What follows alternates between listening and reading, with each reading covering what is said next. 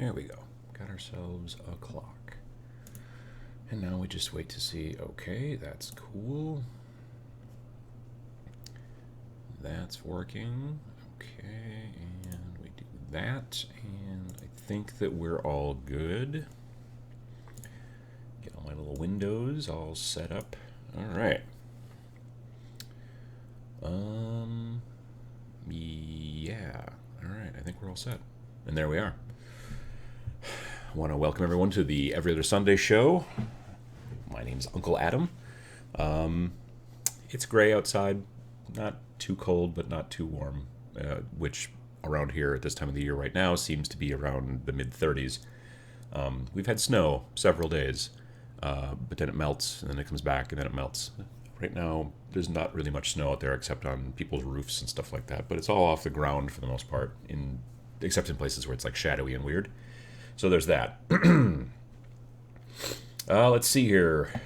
Greetings from Waynesboro, Pennsylvania. Hello from snowy northern Michigan. Currently building my Legion Clone Wars starters. Nice. Cumbria, UK. Lawrence, Kansas. Greetings from dark and rainy Gothenburg. That sounds goth at Gothenburg. Palmdale, California. Frankfurt, Germany. Boston, Atlanta, Georgia. Hungary. It's raining in the UK.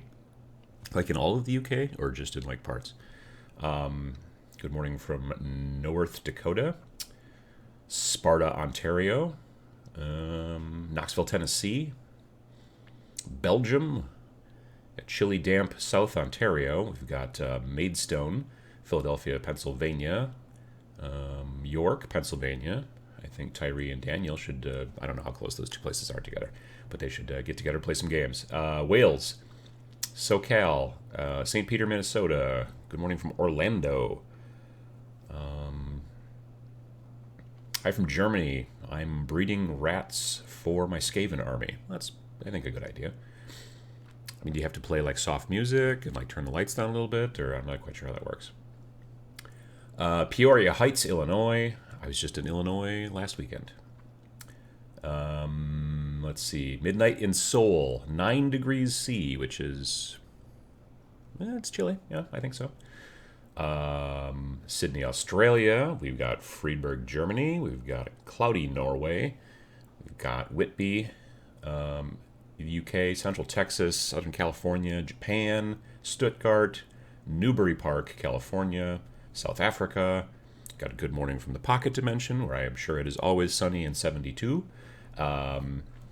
Hiya from Sacramento, Switzerland, Jacksonville, Florida, Albany, Ireland, Hudson, Illinois, Prio Lake, Minnesota. Good morning, Uncle Adam from cold Texas. Well, 40 is kind of cold for Texas. I get that, definitely.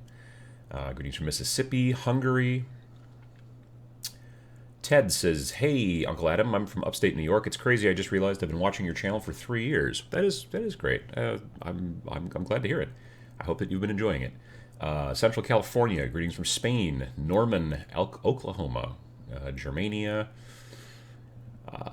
Utah. Let's see here. I'm not able to pronounce that word, but it's in Slovenia. Painting night haunts on a rainy day. I think that's maybe one of the best times to paint night haunts, unless you're trying to prime them. Then rainy day is not so hot. Unless you do it inside with an airbrush, then it doesn't really matter. Warsaw, Poland, and Oxford, UK, Akron, Ohio. Sky Harbor Airport in Phoenix. Hello from West Virginia, Ohio, California, France, Belgium, Wisconsin, which is different than the other one.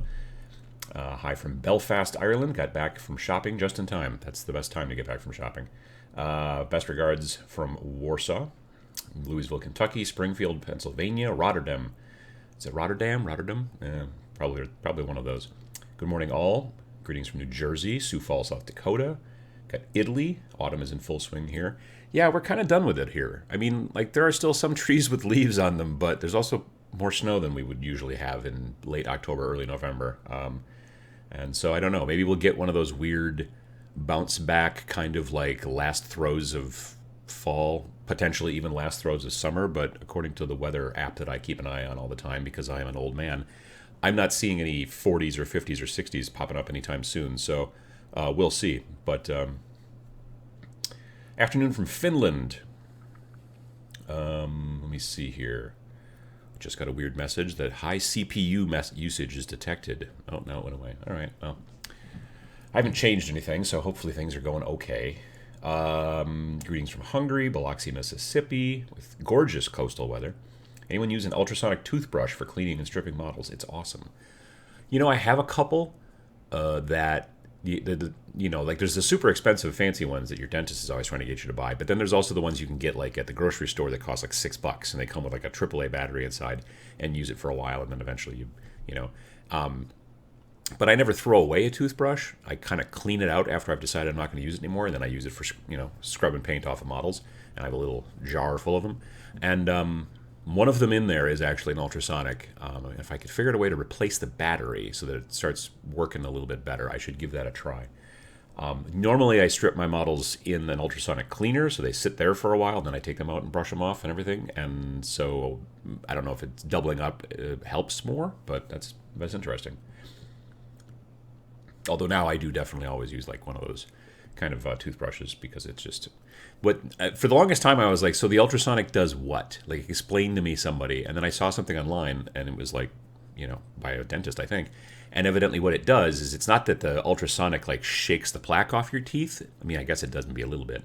But really what it does is it like lathers the toothbrush or the toothpaste so at such a high frequency that the toothpaste lather gets really, really, really small, and then it's way easier for the toothpaste to get up under your gums or something. I guess that's the purpose. Yeah. Kentucky is crazy cold right now. That's a bummer. I mean, I've been through Kentucky, and it was in February, and it was much warmer than it was in Wisconsin, so probably cold right now is probably not real appreciated by the folks in Kentucky. I get there. Cosmonic says, hi there from Zug, Switzerland. I like the name of that town, Zug. That sounds fun. John Ashley Smith says, my wife would not be pleased if I tried that with her toothbrush. Don't use it with a toothbrush that you're still using. Definitely wait until afterwards, but yes. Hello from Prague. VJ Morph says, no Nick this week. Is he out on patrol? Yes, there's no Nick Ramondo this week.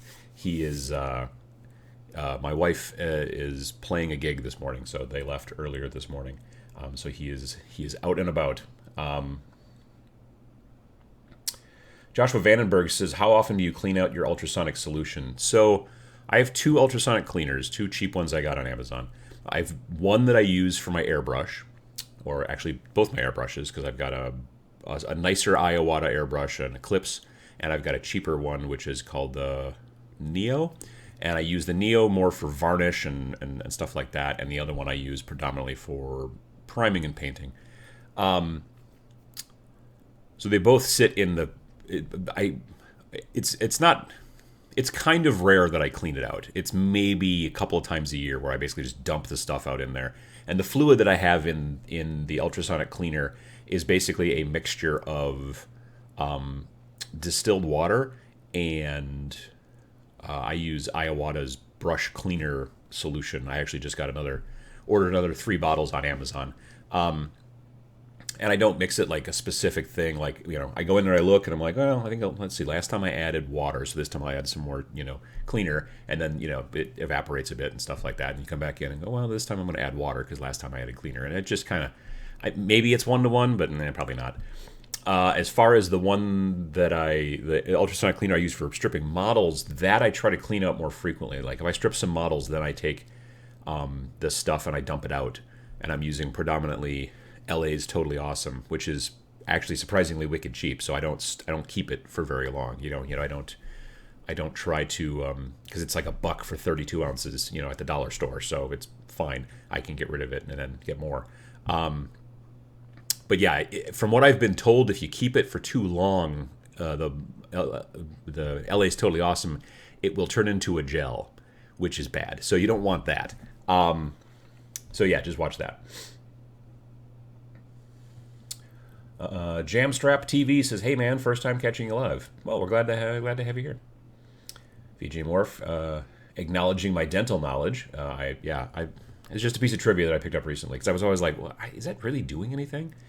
Because electric toothbrushes used to actually like move. So like I don't have to move so much, and it would just wiggle back and forth or whatever. Because you're too lazy to do this yourself, I guess. I don't know. So I was like, "What's this ultrasonic doing?" And then I found out. So there you go. Hi, Uncle Adam. Please ask Elric to get his Necron army ready for next week's beginner game. Elric, you need to get your Necron army ready for next week's beginner game. So that's what the triumphant ogre says. So just FYI. Emily says, "Good morning, fam. A little late, but I made it. I've been working on reorganizing my hobby space. There was a good sale at Michael's on hobby storage stuff. Yeah, that sort. I need to do that too. Absolutely." Calvin says, "Good morning from chilly Moscow, Idaho." Oh, yeah. Been a hot second since I could catch a show live. Well, that's good. Glad to have you here. Dave says, "Good afternoon from Dublin. My wife has decided to get into the hobby, so we've picked up Shadespire on your recommendation. She has gone for goblins and has been muttering gits to herself all morning." See, that's a lot of fun right there. That's. My wife is also interested in the gits. I just need to get them painted up. Speaking of varnish, I found AK Ultramat in a rattle can. I thought it was airbrush only. I am also surprised. I thought it was also I did not know that AK Interactive makes spray cans. I had no idea. Huh. I love the Ultramat. AK Interactive Ultramat varnish is hands down my favorite varnish these days. You fire it through an airbrush, it is spectacular. I like it more than Dull Coat, and I was a Dull Coat man for years, but I feel as if they've changed something with Dull Coat, and it's not as dull as it used to be. So Jesse says, "Hello from Milwaukee, the land where Halloween was snow covered." Yeah, it was snow covered up here too. Let's see here. There's nothing like reorganizing your hobby space to clear the decks for new projects. That's what I've been told. I should probably do that though. I really should. It's not great down there. Grimlock Steve says, "I heard talk about Slaves to Darkness endless spells today. Anyone have any details, or did I just dream it?" I haven't seen anything about endless spells from Slave to Darkness, but then again, I didn't look at any gaming news this morning when I got up. I basically got up and took a shower and then made a little bit of breakfast, and then here we are. I will say that the new models that they showed off like yesterday are pretty cool looking. I'm interested. Like they remind me so much of the Varangard, and I love the Varangard. I've got a unit of 3 Varangard in my Chaos Soup 1,000-point Age of Sigmar army, and I just love painting those armies, or painting those models. They're very pointy, so they're kind of hard to hold on to while you're painting, but yeah, they're great, and so I really enjoyed those guys. So yeah, I may add some stuff down the road. I don't know. My plan was originally to add more Skaven, actually, to my Chaos Soup. But I don't know, maybe it's going to be... I mean, maybe it's a little bit of both. Maybe I go from 1,000 to 2,000, and then have the ability to kind of obviously build lists between those two, and see how that goes. The Animaster says, "I have to concede that LA's Totally Awesome worked better than isopropyl alcohol for a batch of third-hand models I got cheap from my FLGS. But I'm still on the 3rd week trying to get absolutely everything stripped." Honestly, I have not tried isopropyl alcohol. People tell me about it all the time, and I should probably get some. I can't find any 99% stuff around here, so I'm going to have to go online probably. Like, I've looked at the grocery stores and the drugstores and stuff. Not all of them, I don't think. But when I'm at one of those places, I'm like, oh, I should go look. And then I'll find isopropyl, but it'll be... I think I've found 91% once, which I've heard is not bad in comparison. But, if I'm going to go with it, 99% sounds a little bit better. So, yeah, I don't know. I want to do that and try that out. I mean, that might even be a video. I mean, it would be hard to be scientific with it. I would have to, paint up 2 models with the exact same stuff, slop them up real hard with something, and then let them sit for the exact same amount of time, a couple of weeks, a month, whatever, and then strip them and see how quickly or if there's any difference or whatever. But the thing is that isopropyl might work great, and I hope it does, but it probably, I don't know. I don't even know what isopropyl alcohol costs. Like I said, I can get LA's Totally Awesome for $1 at the dollar store for 32 ounces. So if isopropyl is as cheap, great. But if not, then... Well.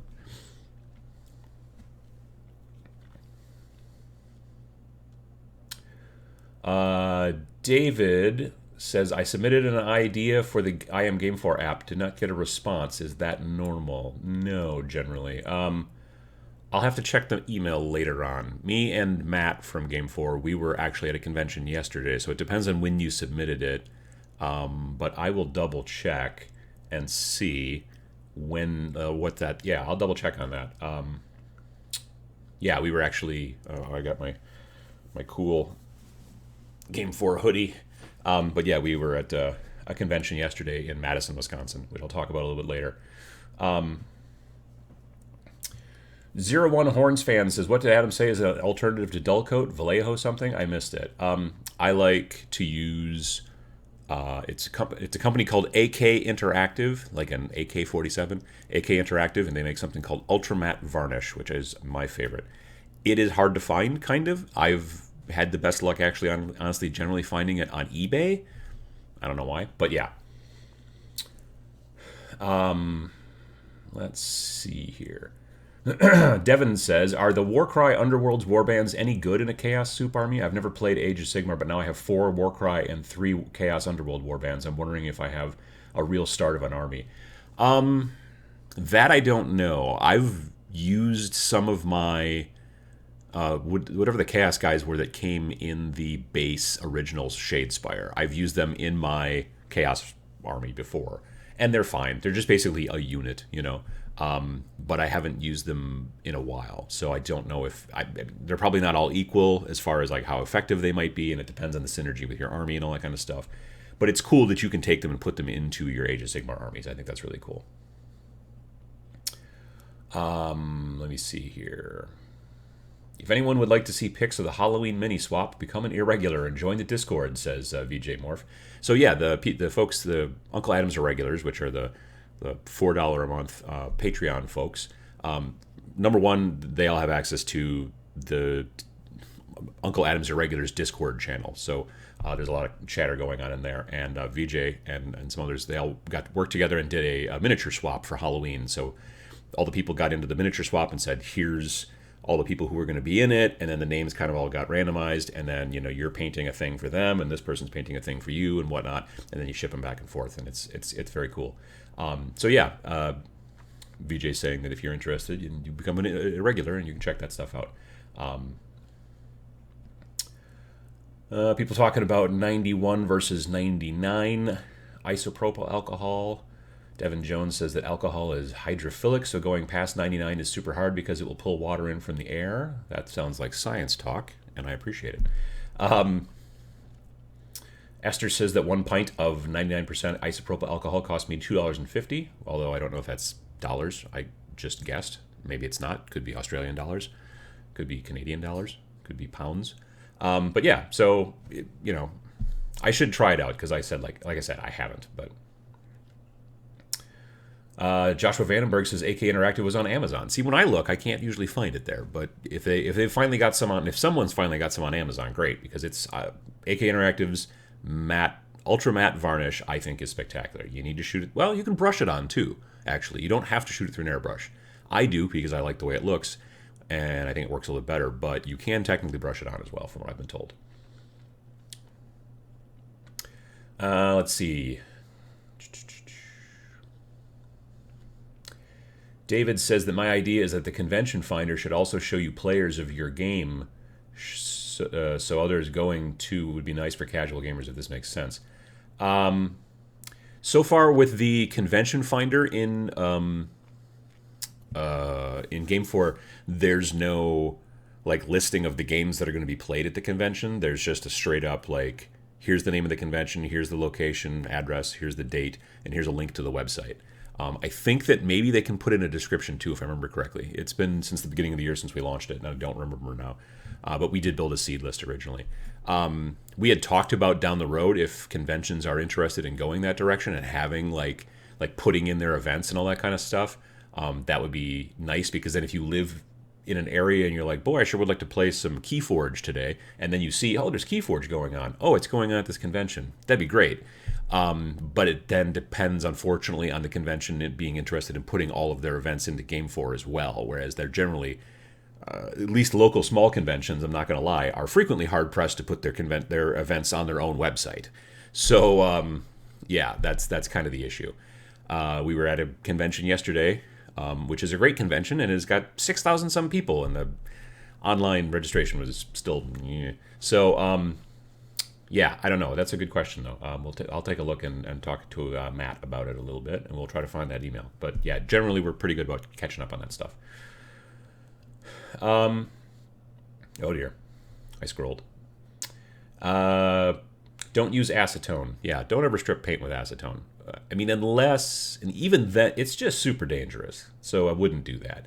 It will eat plastic like all day long. If you're using metal, it still might even pit the metal. So yeah, I wouldn't do that. Seriously, Age of Sigmar is getting more and more tempting for me. All those cool shiny plastic. Age of Sigmar is a great game. Like if you're interested in fantasy, it's a great game in my opinion.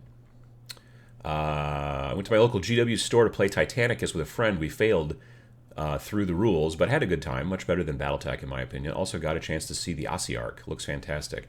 Yeah, the Ossiarch is a very cool looking model. Sam, the GW sent him one like months ago. And like he couldn't talk about it on his channel or anything like that, but he painted it up and he couldn't do it on Twitch or anything like that. He showed me the box when I was on his Twitch channel back in September or whatever that was. But yeah, he showed me the box and stuff like that. And now if you follow Sam on Instagram, if you just type Sam Lands into Instagram, you'll probably find him. And he's got pictures up now of it painted that he just put up like yesterday or maybe the day before. So yeah, it's a very amazing model. It's like a diorama almost. It's crazy. Yeah. So excuse me. What else have we got? AK Interactive I can find on Amazon, but not the Ultramat, which is the one that I like best. Well, that's weird. Ben says, hi, Adam. Thanks for all your awesome videos. They have gotten me into the hobby over the last 2 years. Do you have any predictions for Kill Team into the future? I should get one of those hats that makes me look like a fortune teller. Predictions. I don't know. I don't know if they're going to push out another big thing like Elites or Commanders or Arena. I mean, they did just recently push out the new starter box that's got Space Wolf Reavers, although you can paint them however you want. They're not like already molded with wolf crap on them, you know? So it's like, yeah, Reavers versus Tau, and then some terrain, although it's honestly, I like the terrain that came in the original box better, obviously. So they might do another one of those, I suspect. But yeah, I don't know if they're working on another big thing. Like, I'm not a beta tester for them or anything cool. I just don't know that I would be a good beta tester. I've had a couple people ask before and say, "Are you interested in beta testing this game or that game?" Not necessarily GW stuff, but like other stuff. I just don't know that I'm analytically tuned to be like, "Well, you see here, the problem is," and carry the 4. I just don't know. I'd be like, these fonts are not great, you know. That would be my I could tell you like this artwork is not great. This is a good piece. I would change this color. I could give you those things, but the actual like, is it a good game? Is it well balanced, matched? Not really my jam, sadly. So yeah. Wargaming Lobby says, "Hey Adam, hope you're doing great. Did moderator Matt give you your present?" Yes, he did. He gave me the 2, one for me and one for Sam. Yes, but I'm gonna send you a tweet about that actually. So I appreciate it. But yeah, Wargaming Lobby lives in Japan, and in Japan they have these. What are they called? Space Marine Heroes, I think they're called. And it's like a random, like you get a box, and there's like these special models inside, just like a little single sprue. And the first series was Tactical Marines, and VJ Morph sent me one from Australia. And then the second series was Terminators, and Wargaming Lobby gave me one at Adepticon. And then now the new set is Plague Marines, basically Death Guard. And so it's a set of 6 new sculpts of Death Guard, push fit kind of figures, but they're super cool looking. So Thomas Adams says, "My friendly local game store carries AK Interactive. That is very lucky, because many of them don't. I wish some of them in my area did. That would be spectacular."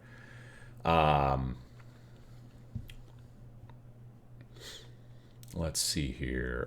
Where I live, there are about 4 local game stores within a 20-minute drive, but they're all GW. Interesting. Huh. I think I've said this before, like the closest Games Workshop store to me right now, I think is in West Bend, and that's still at least probably an hour and 20 minutes away drive. So yeah, they're mostly all in the southern part of the state, and I'm in the middle to slightly northern part of the state. So yeah. 6Gunner86 says, Adam, how many kill teams do you have? I have 6 that are painted. There will be still some adding to those teams here and there just to kind of beef up the roster a little bit, but there's 6 total that I can build at least 100 points, if not more. Can I remember them all? Imperial Guard, Death Watch, Death Guard, Primaris Space Marines with a couple of Scouts mixed in, and they are Black Templar. Necrons. Oh, and regular Chaos, just bog standard Black Legion Chaos. On the table right now, I've got Tyranids, who are built and their bases are textured and they're primed, and they're like the next ones probably they're going to get painted. I want to use some of those Turbo Dork color shift paints on like their bony carapace parts to make them look kind of like those beetles that have got that kind of color shifty thing going on. I've got Admech. Those guys are built, but their bases aren't textured. And I've got Tyranids. They're built, and their bases aren't textured. And then I've got Orcs, who are not built, but I have a list written. So I've got the models bought. So yeah, I've got a bunch. I also want to do another Primaris list that's straight Primaris, no Scouts, and I think I'm going to make them possibly Dark Angels because I've never painted Dark Angels before, so I want to give that a try. So, yeah, it's a bunch, probably more than I should have, but there you go.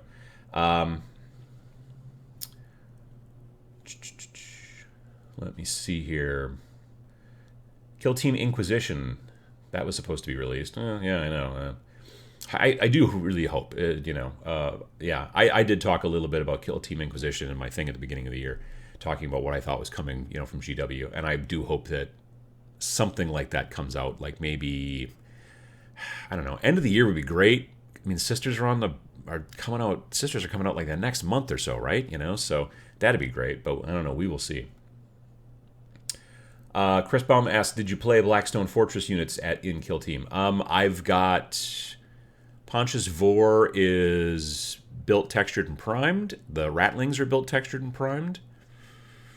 Who else? And those are both going to be for my Imperial Guard. I've got something else going on too. Somebody else from that same kit I built. I forget who now. Was it? I clipped the bits for UR025, who will be a heavy that will get put into my AdMech. He's the robot guy. But yeah, so I do want to do eventually, I also do want to build the Servants of the Abyss, which is basically the Chaos side of that list, or from Blackstone Fortress, and then make them into a thing. So that's something I'm looking at as well. So,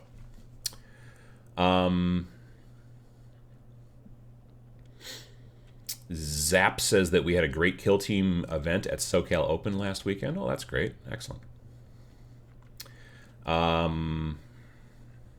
Shard of Heresy says, I really want to play a Renegade Guard army. What rules do I use? I've been told to use the Imperial Guard, but swap the Imperium keyword for Chaos. Should I just run IG models, or run IG and model them as Chaos? I mean, honestly, that's probably what I would do in most situations. If I'm playing Kill Team, I just want to model them differently, but they're still going to have the same normal stuff that normal IG would have.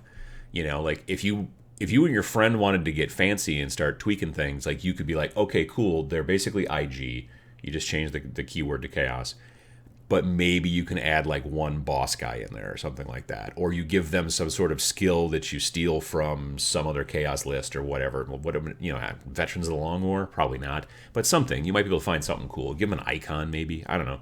And then you and your friend that you're playing with just have to agree that this is cool and what the points might cost or how it works. Maybe your friend gets something as well that to their army. Yeah, and you can do that kind of stuff. That's fun. Obviously, if you're going to be playing a tournament, none of that'll work. I mean, you could just be like, these guys are Imperial Guard, but they look Chaos. And then generally, hopefully the TO is like, yeah, that's fine. I mean, as long as they still look like this guy's holding a plasma gun, then no one's confused. That kind of thing. So, definitely. Let's see. Josh says, hi, Uncle Adam. First time making it to the Sunday show. Wanted to say thanks because your videos give me the confidence to jump. Well, good. I'm glad to hear it. Into the hobby is what the second part of that was, which makes sense. I kind of assumed that is what you're going at. Let's see here. My FLGS has all Series 2 Space Marines. I want the Series 3 Death Guard. They just came out. Like, pretty recently. Like, end of September, maybe? Or maybe mid-September, I think, is when they came out. No, I want to say it was end of September. So, yeah. Let's see here. After separation, I don't get to see my daughter as much as I want, but she always wants to paint minis on daddy-daughter nights. She's almost 7 and has learned basing and using tufts last Friday. Well, that's fun. Tufts are great, I think. Actually, when I talk about some of the stuff that I brought back from one of the conventions, I'm going to be talking about tufts, and I like them. I need to start using them more. I'm trying to kind of push out into some other stuff. I want to do. I want to get better at transfers, like water slide transfers, because I avoid them generally. So I want to get better at those. I want to get better at tufts. I'm still not going to use like normal grass basing because I just don't like the way it looks. But the tufts are a different story. I'm glad you're getting to spend that kind of time with your daughter, and I'm glad that she's interested in them and painting models. That's very cool. Let me see here. Adron says it seems that only the Army plus Codex box for the sisters is coming this year. Everything else is in January at its earliest. They must be rushing it then to some degree so they can get it into under people's Christmas trees and stuff like that, and then all the rest of the stuff comes out later on. That's interesting. Huh. VJ Morph says, the longer I sped back in the hobby, the more I realized that I really prefer building minis to painting or playing. Also seems to be other people's least favorite part of the hobby. So yeah, there's a lot of people, like, I got a friend who loves to build, but never paints. He has other people paint for him, but he always does all the building. I like both of them just fine, as far as those two parts of the hobby. I find that I do those more than I play, but that's just... Partially, it's because I'm not a super competitive player, so I'm not constantly trying to go out there and like practice for tournaments, which is what a lot of people who play in tournaments do. They do a lot of practice games so they can get better. I play to have fun, and it takes more time to paint than it does to play. Like, you sit down and play a game of, let's say Kill Team, maybe it takes you an hour and a half. But, painting up a kill team takes a lot more time than that, and painting up 6 kill teams takes even more time than that. So, yeah, plus I can also, I don't have to worry about somebody else's schedule when I'm going to paint. When I'm going to paint, I can just be like, cool, I'm going to go down to the basement and paint, and that's fine. But when you're like, hey, let's get together and play a game, well, how about Tuesday? Well, I can't Tuesday. Well, what about Wednesday? Well, I can do it after this time, that kind of thing. So it becomes a little bit more difficult, but I do also want to start playing a bit more. Part of that's going to be, and I'm pointing that direction because that's the direction that the studio is. It's over that way in town. But yeah, I do. Part of the playing thing and playing more is also hopefully starting to do battle reports soon. I ordered. So here's some tech nerd stuff. I ordered not years ago. Last year, I ordered 2 expensive wireless mics, lapel mics, like wireless, lapel mics from Sennheiser. And they showed up, and they're super great, and they work really well, except the actual microphone part that you clip on your lapel, if you touch or rub against any part of the cord, you can hear it in the recording. Which is awesome if you don't move. Like, if I just sit like this and do this, and if I was using a lapel mic and not moving, great. But for moving around and doing battle reports, me and the opponent, that's not going to work out. So I was at this convention, not this weekend, but last weekend, down in Illinois, and I was interviewed by... There was a media group that was making a short little documentary thing about this convention. I don't know when it'll ever show up on YouTube. Hopefully it will. But they wanted to interview me. And so the guy who's like setting all this stuff up, the tech guy, like pulls out this same set of lapel mics. And I was like, oh, I've got a set of those. I'm like, but I get this noise whenever I touch the thing. And he's like, oh, yeah. He's like, the microphone on that set's not very good. And I'm like, they're really expensive. He's like, well, that's the transmitter and the receiver that you're paying for. The microphones, meh. So anyway, he told me about this other company that like makes these super fancy microphones and whatnot and all that jazz. They are on the way. I will probably get them in this upcoming week. They are custom, like handmade. I mean, obviously they're not handmade, but that, you know, it's the microphone, and then at the end there's the cord, and then there's lots of different plugs depending on what kind of brand of lapel mic you use. Anyway, so they then put those ends on there, solder them, heat seal them, whatever, all that stuff, and make them like kind of one at a time. So they'll be coming, like I said, it should be coming this upcoming week. And so that'll be one of the last steps, because the thing that annoys me most about most people's battle reports is that you can hear the person with the camera and you can't hear the other person. So from the word go, I wanted to have lapel mics on both the players. Now, if you go back and watch the battle report I did last year with moderator Matt for Rec Age, we both had lapel mics on. They were cheap, crappy ones, but we both had lapel mics on. There were other problems, is in that the audio came into my recorder, and then there was a... But all of that's been taken care of. So, yeah, that's all that to say is that steps are being made, and it's getting closer. My plan, honestly, I want to have at least one battle report done, by the end of the year, so that it's up and people can see it and see like where I'm going with what I want to be doing with the battle reports, in the new room for the battle reports with the lighting and the terrain and all the stuff that I've been working on. I mean, I know it seems like I've not been doing anything, but that's because you guys basically see this and see the Friday videos and sometimes some chatter. I don't do a lot of behind-the-scenes stuff, and I probably ought to do more of that. I do want to do a cool behind-the-scenes walkthrough of the studio once it's all finished, and it's getting close. So, anyway, that's where we're at. So, let's see. What else have we got here? Let me scroll way the heck forward.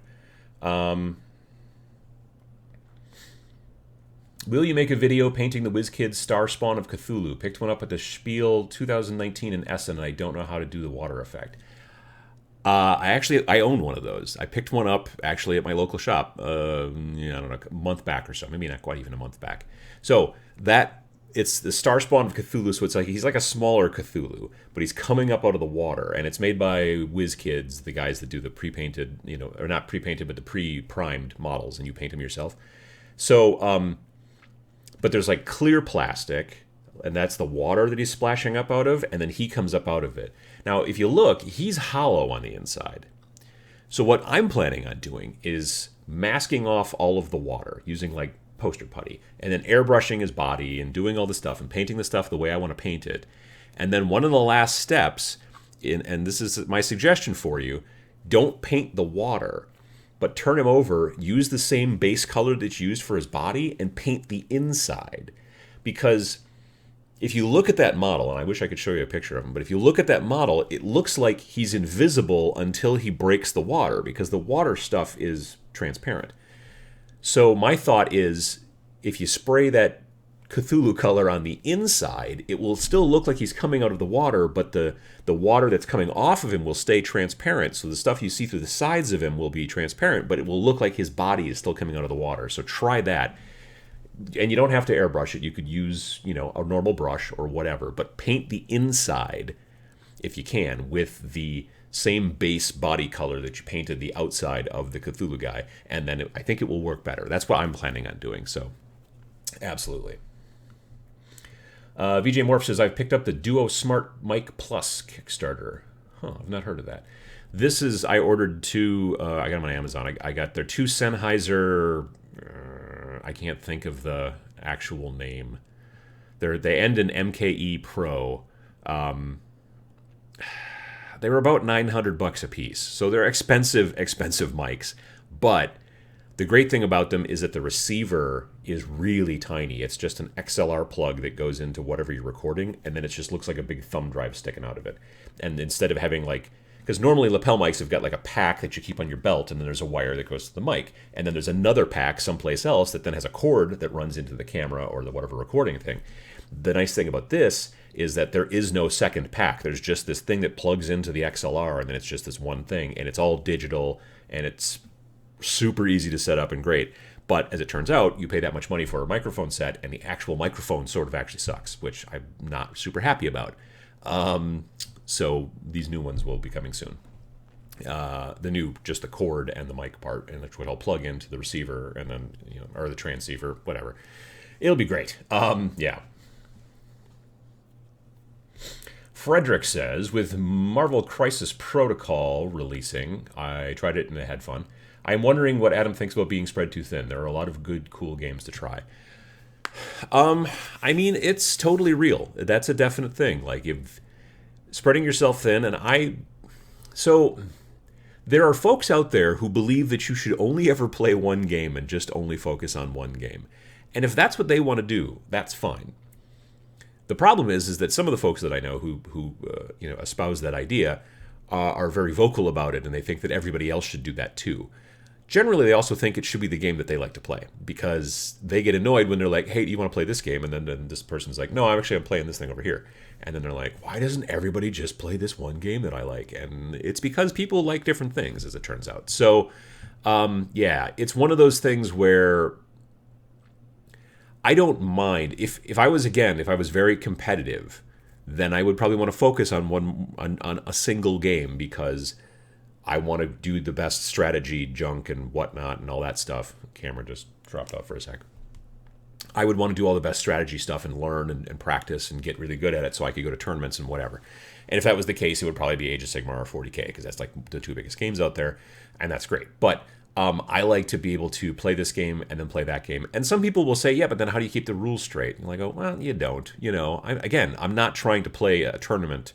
I'm not trying to win. I'm trying to have a good time. And sometimes I want to play this game, and sometimes I want to play a different game, and sometimes I want to paint up models for fantasy, and sometimes I want to paint up models for sci-fi and whatever, post-apocalyptic, maybe even cowboys. I'm not super into cowboys, but you see what I'm saying?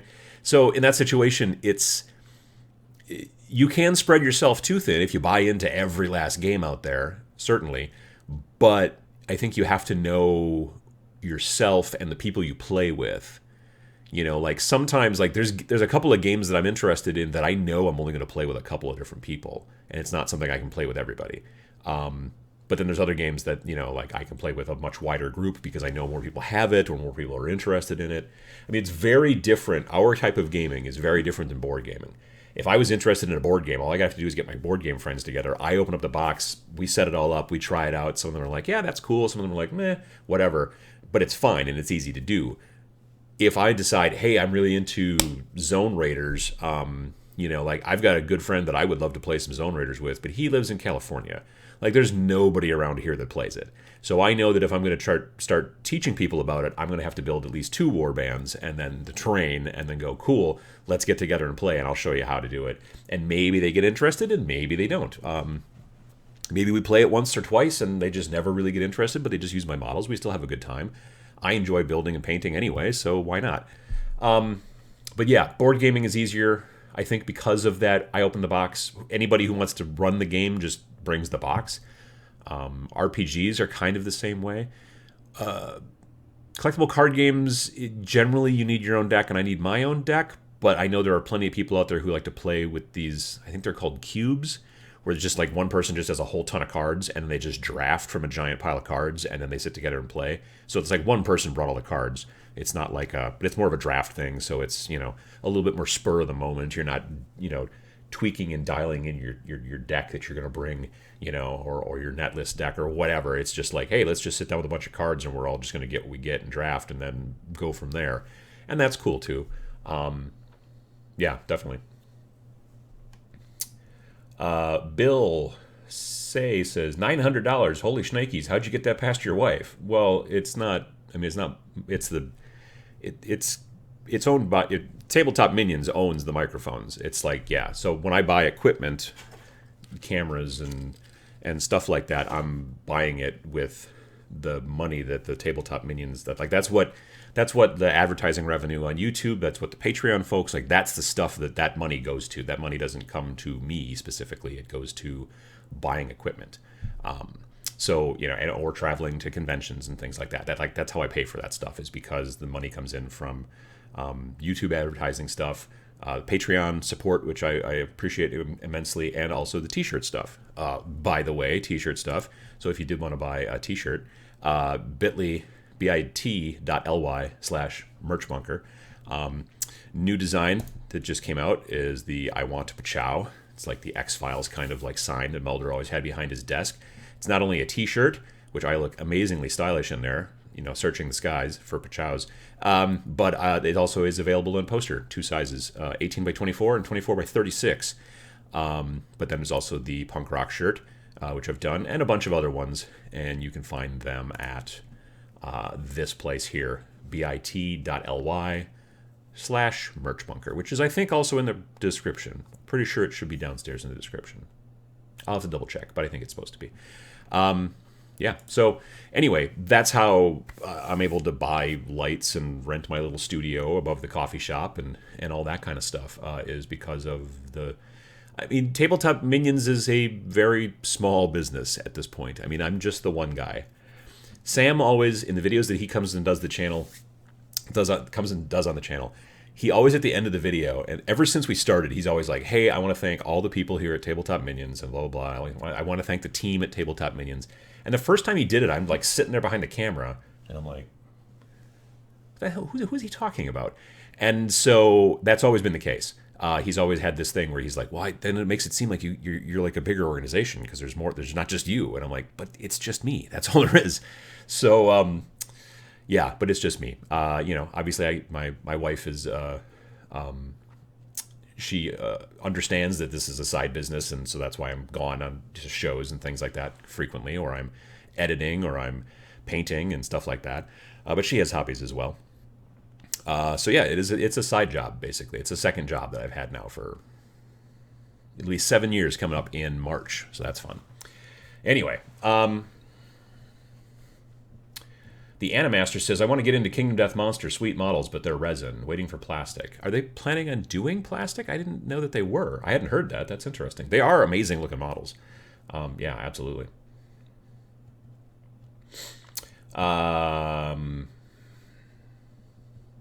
Let me see here.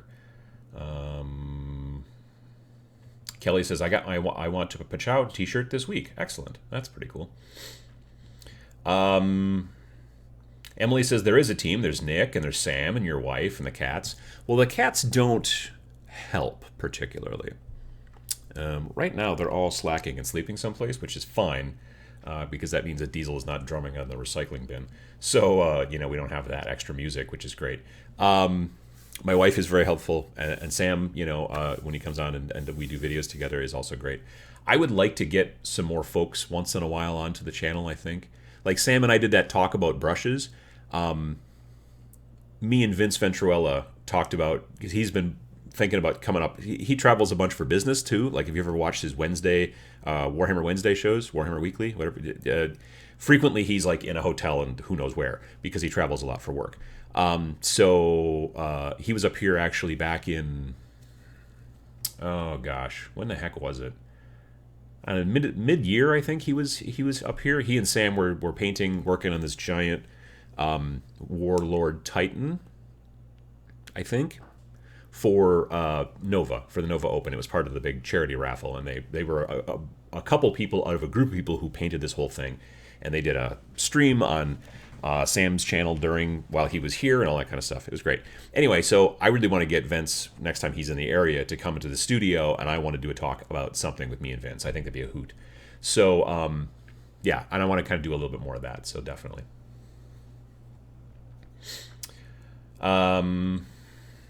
Bill says, it's part of my midlife crisis, and it's cheaper than my getting a Corvette and a Mistress. Well, that's also very true, yeah. I just think it's super important to have and I've said this a ton of times, and it's one of the big main reasons that I do all of this. I think it's super important to have a hobby where you work with your hands. This is why I'm trying to teach more people that getting into the hobby, getting into building and painting miniatures and stuff like that, has more benefits and is not so hard to do. I was at this convention yesterday down in Madison, Wisconsin, and I was talking to somebody, and they said, but it's so hard, like painting miniatures. I can't do that. And I was like, you absolutely can. I said, it's technique. It's so many things that you go, I don't know how to do that. And then you just learn the technique that doesn't really take much in the way of skill at the beginning levels. And then you just go, oh, that's how that's done. You know what I mean? Now, if you want to get to Sam level and try to win, a golden demon and stuff, that's a whole different thing. That takes years of practice. That takes some innate skill, I honestly believe, and talent. But if you want to paint people and make them look decent on the tabletop, just about anybody can do that. As long as, like, I've got some friends. I've got a friend who's got a tremor, a shaking hand thing, and that makes it very difficult. Obviously, I mean, like, a lot. Like, sometimes, like right now I'm pretty steady, but every once in a while you have too much caffeine and you're like a little wiggly. And I did that video recently about how to kind of steady yourself when you're painting so that you have the most control and you're not shaking your hands. If you've got some sort of condition that gives you a bad tremor, then obviously it's difficult to paint. But barring that, I could teach anybody how to get stuff tabletop ready. That's the idea. So, I don't remember where I was going. Oh, yeah. So, that's the kind of the idea behind this, is that I think that more people need a hobby where you're not just like sitting back and consuming media coming through the television, like sometimes horrible crap, and it just, sit down, throw on some headset, listen to some music, listen to some podcasts, listen to some audiobook, focus, paint, work with your hands, be creative. I think that it relieves my stress, and I think it does a lot for other people too. At least that's my idea. Country Gaming of ND says the cats are personalities for the show. Well, they're personalities, all right. A couple episodes back, I asked folks to post ideas for potential show ideas and things like that, topics, and I appreciate all the feedback. I think some of them are like too short to make an entire episode about, so I am kicking around the idea of taking like a bunch of them, maybe 5 or 6, and putting them into one episode and just kind of going through and answering them sort of quickly, but then it's still like a normal episode. But one of the things that was asked was they wanted to see pictures of all the cats. So now what I want to do actually is I want to shoot a short little clip of video of each of the cats. But they are not cooperative. I'm not going to lie. I've tried shooting, and like you get things set up and you get the camera and you're all set and all that stuff, and then they like look at you and they like walk away, and you're like, if I can get enough, then I'll do it that way, and that would be part of one of those episodes. So,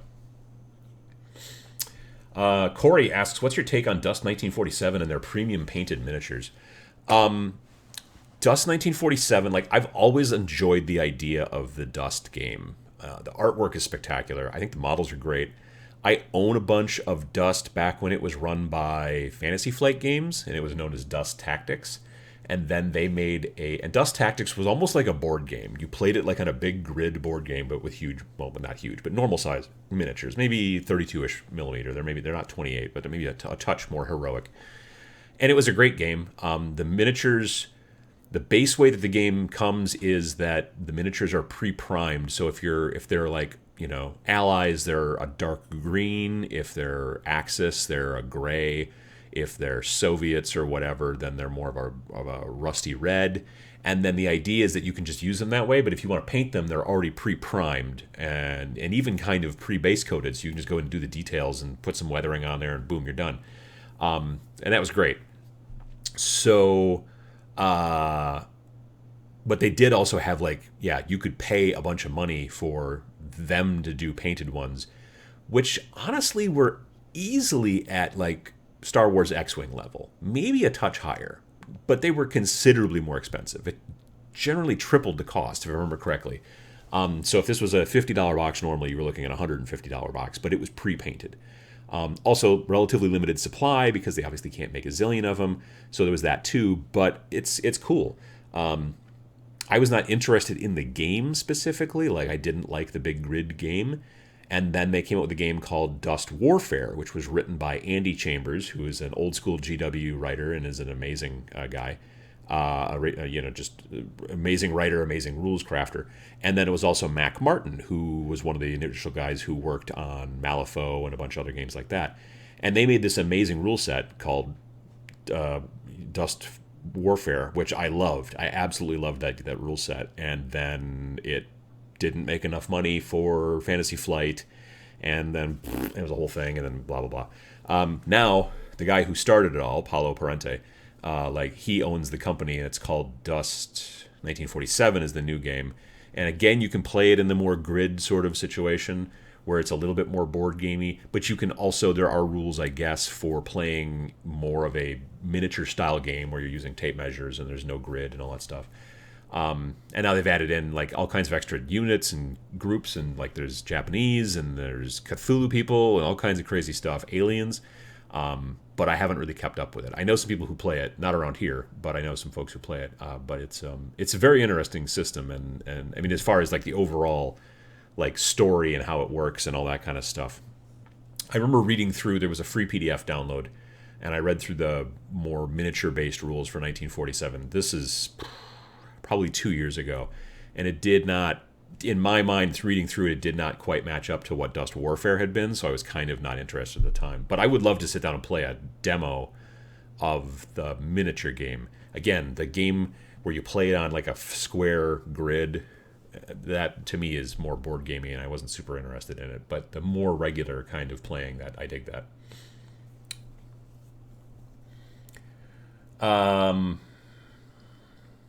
Let's see here. Cats always know when a camera has been engaged. That seems to be true.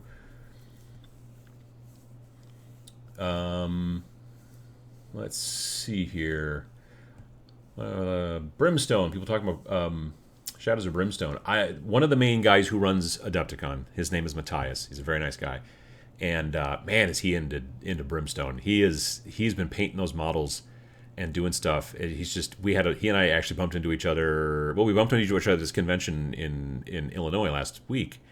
But we bumped into each other at Gen Con, and we talked for a good half hour, 45 minutes just about painting and stuff like that. And he's been really getting into that. Like, he's more into RPGs these days. He doesn't really play Warhammer and all that kind of stuff. But that Shadows of Brimstone is kind of a board game, but it's got a lot of miniatures. I would definitely kind of call it a gateway game. And he's just been cranking on those things. So it's very cool.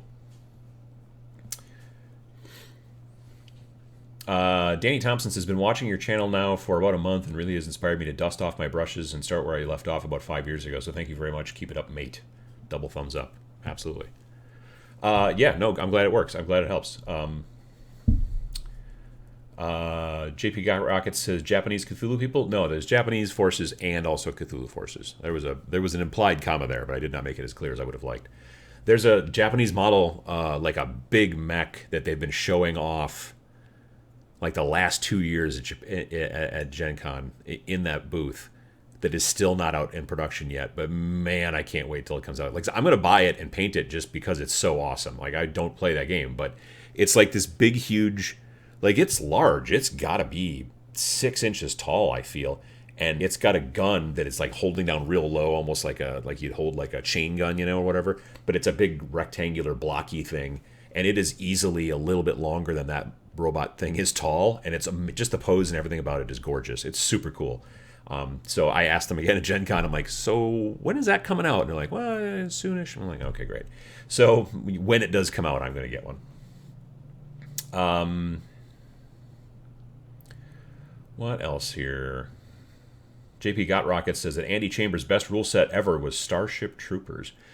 My local shop, well, not my local shop, what at the time was my local shop before there were shops here in town, the closest shop one town over, they had so much of that stuff. They had so much of the Starship Trooper stuff, like an entire huge shelf worth of it. And this was even after it had started to like they basically bought it when the company was like, whoops, that didn't work, and then just started trying to get rid of it as fast as possible. And I would buy some of the regular troopers and things. I do still wish I had bought some of the bugs, but I never did. I own the book. It's like an incredibly thin hardcover, and I own it. It's somewhere in the basement, but I've looked through it, but never really like read the rules per se and tried to figure it out. I love the movie though. It's spectacular. So I own it on Blu-ray. John Ashley Smith says that Andy Chambers sold me on Epic, the old 40K Epic in particular. I liked his quote. Epic is for those who like to paint small and game big. Yeah, for those of you that don't know, 40K Epic was basically like 6mm scale, I think, or 10. 6 or 10mm scale. So Space Marines were about that big, and you put a bunch of them on a base. So you'd have like a squad of them. There'd be these little tiny, whatever color blue guys if they were Ultramarines or whatever, and you put them on this little base. You move the base, and that's like a squad of Space Marines. But then like Land Raiders were like this big. They were like a little thing, and then then your Titans were like that big. So it was basically almost the same scale as what Titanicus is now. Adeptus Titanicus is basically kind of epic, but they started just with from like Imperial Knights on up. Like, I don't think they've released any tanks yet, and I know that they haven't. I don't think they've released any little people, squads. And I don't know if they're going to. They might just decide we're just sticking with the big boys. But I don't know. We'll see.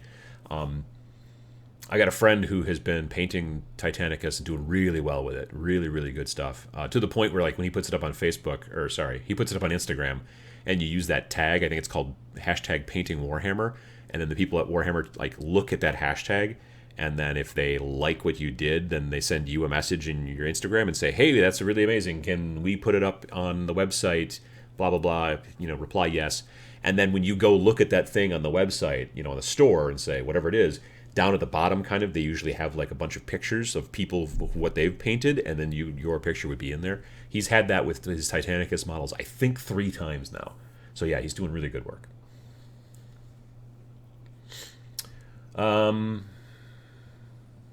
Let me see here. People talking about the CGI in Starship Troopers and how it was advanced for the time. It still looks not bad in a lot of places, really. Yeah. Let me see here. Epic was the bomb, yo, says VJ Morph. I understand that. 6mm is about right for the infantry. Titans were on a smaller scale. Yeah, I mean, sometimes the scales don't quite completely perfectly match. Definitely. So, okay, so let's see here. 2 conventions and 2 weekends. So last weekend, I was in Elmhurst, Illinois. For some reason, I had it in my head that I was going to be in Elgin, Illinois. I mean, they both start with EL. But the entire drive down there, following the GPS, like, as I started getting closer and closer, and I'm like, I think I'm going into Elmhurst, not Elgin. And I'm like, did I put in the wrong address for the hotel? And then I was sure I did, because it was like basically like you're almost there, and I was in an industrial park in Elmhurst, and I'm like, oh, I've screwed this up. I am in the wrong spot, and I'm driving through this industrial park, and then all of a sudden I like take a left turn, and there's the hotel, like in the middle of friggin' nowhere. I'm like, oh, okay. And then I go back and I check the website, and I'm like, no, it was Elmhurst the entire time. I don't know where I got Elgin from, but that was wrong. So Dragonfall is the name of the convention. This is its 5th year, maybe? I'm not quite sure. But it's been growing. It is predominantly miniatures focused. There's a lot of 40K, a lot of Age of Sigmar. There was actually a decent amount of Kings of War going on there. There was at least a 12-table tournament of Infinity. There was some Flames of War. There was Bolt Action. There was a decent amount of stuff going on there.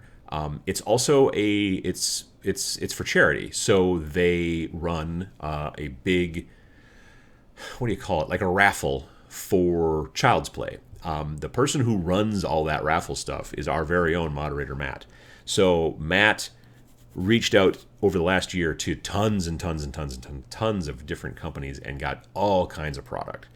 And then you could put in a $1 raffle, and then you would get maybe a thing. Or if you put in the $5 raffle, so for every $5 ticket you bought, there was all these shelves behind in the kind of charity area. And one of them was called like the Hobby Hero shelf, and it had tons of stuff on it. And the next one was like the Absolute Beginner shelf, and it had like more beginner painting stuff. And then this one was like the board gaming one, and all that kind of stuff. And you would basically be putting your $5 ticket into this bowl or whatever, and then it would be drawn later, and you would win everything on that shelf. So it wasn't just like, oh, I'm getting one thing, I'm getting all this stuff if I win. But then obviously there's fewer choices or chances to win. But so anyway, so they were raising money. They were trying to raise $10,000 for Child's Play. Child's Play is a charity that was started by the folks from Penny Arcade, and it is designed to buy toys and video games and books and things like that for kids to have and use at children's hospitals. So because they're sitting around a lot, not doing anything except hopefully getting better. And so yeah, they basically buy all this stuff so that these children's hospitals can have all these toys and video games and Nintendo Switches and all kinds of stuff like that, so the kids can have a better time while they're there. And so, yeah, so Moderator Matt did a huge job this year and just got so much stuff, and they were giving away stuff all weekend long. But then there was also vending going on. There was lots of different booths there. Games and Gears was there. Grognard Games was there. They're a game shop down in the Illinois area. Tectonic Studios, a lot of laser cut MDF. They were there. There was more that I'm forgetting. I apologize. Badger Games was there. They sell a lot of more historical miniatures. I'm trying to visually go through where the area was. There was a bunch more. There was probably at least a dozen vendors there. Elric Hobbies was there. I bought some stuff from them as well. So it was a decent vending area. Again, predominantly mostly aimed towards miniatures. There was a dice company there. There was also a painting competition called the Dragon Slayer, which was cool. Some really neat stuff kind of went into that event. I played in the game this thing here. This was, and if you follow me on Instagram, you saw a bunch of pictures of this board. This was this huge board put on by the Chicago Skirmish Wargamers, and it was Mantic's The Walking Dead All-Out War, which is their kind of skirmishy sort of zombie game. Not based off the TV show, but based more off of the comic of The Walking Dead. Anyway, and so Josh and the folks from the Chicago Skirmish Wargamers set up this huge cityscape, and basically we had to try to get across the map and then climb up this building with grappling hooks or whatever, like a Batman grappling hook type of thing, so that we could get in the helicopter and fly away before the zombies attacked us. And you start out with nothing, so you're searching cars. Maybe you'll get like I got a thing of bandages at one point. I think eventually I found a 9mm. But yeah, it was modified rules, but he just kept adding more models. He had all these models painted. I mean, you can see that's a lot of zombies there, you know what I mean? And he had probably 4 times that amount of zombies. He just had a big plastic bag, and they were mostly zombies from HeroClix or Horror Clicks or whatever from WizKids. He just popped them off of the click bases and put them on different bases, and then kind of touched up the paint here and there and stuff like that. But he's got a huge ton of them, and so it was really kind of cool and cinematic, and it was a lot of fun. Stuff excuse me, that I picked up at the convention. I didn't buy a ton of stuff, but I did buy some stuff. I do like to try to support vendors at small conventions if I can. So I mentioned that Grognard Games was there. They're a game store in the Illinois area. And they were selling a bunch of unpainted or pre-painted or basically used models. So I picked up this Chaos Gargant, who's got a big old gut. And I want to use him for Warcry. Now, I already have one built, and on a better base than this. This is just a standard base. But I kind of want to make this one look a little different. And I might make a Uncle Adam's miniature hot mess about this guy, because the Chaos Gargant that I built better than this one. This one is, you pay little for sometimes used models, but then you get what you pay for a little bit. He's got some pretty nasty gaps running down both of his sides underneath the arm area there, like that. The 2 parts of the torso, the front part and the back part, were not pushed together well, and so I'm going to have to do a bunch of work on that. And I might make some video stuff about that, I think. And then, again, like I said, his base is it's okay. But from Elric Hobbies, I kind of think I want to make this guy a little bit more nurgly. He's in the early throes of being taken over by Papa Nurgle. And so I bought this base, which has got a stone texture to it, he's walking across, but in the crack area here, it's all weird and kind of nurgly and gross and bumpy looking. So I'm going to pop him off of this base and put him onto that base. And then I also picked up this really cool model. It's talking about kind of nurgly. It's kind of hard for you to see, but it's a company called Rotten Factory, which is rottenfactory.eu. And it's just a really cool, big, huge, beefy kind of monster that I could also nurgle up if I wanted to. But, I don't know, he's got lots of spikes on his back and a big old head and a big axe. And I just saw it, and it was a small little cheap model, and I picked that up. I thought that was pretty cool. And then Games and Gears, I bought some of their tufts. Now, people were talking about the tufts before. The reason I like Games and Gears tufts, if I can get the package open, yes, I can, is that they are out of all the tufts I've seen out there, they are the most almost machine designed. Look at how those are really standardized. You know what I mean? You got bigger sizes, smaller sizes, whatever. But they just peel off. They have adhesive on the back, so you can just peel it off and then stick it down on your model. Now, I usually still put a touch of glue there, but the guys who paint for Games and Gears say they just stick it on. I've also been told by one of the painters who was in the painting competition, she says you can pull them apart a little bit to stretch it out, like because it's like the stuff on the bottom that holds the little tuft is like it's like an adhesive, but it's not like a sticker. It's like you can pull it apart, so it's still sort of sticky. But she's like you can modify it and change it. Like these are all very the same height and bumpiness and whatever. And if you want to get in there and clip them and make them look a little bit more, it's nice to have like them look the same all the time and then be able to modify them, for what you want to use. But you can also basically like, let's see, I'm just going to take this one and peel it off. So I've just peeled it off, and then I'm just going to stick it on my glasses here. Oh, wrong side.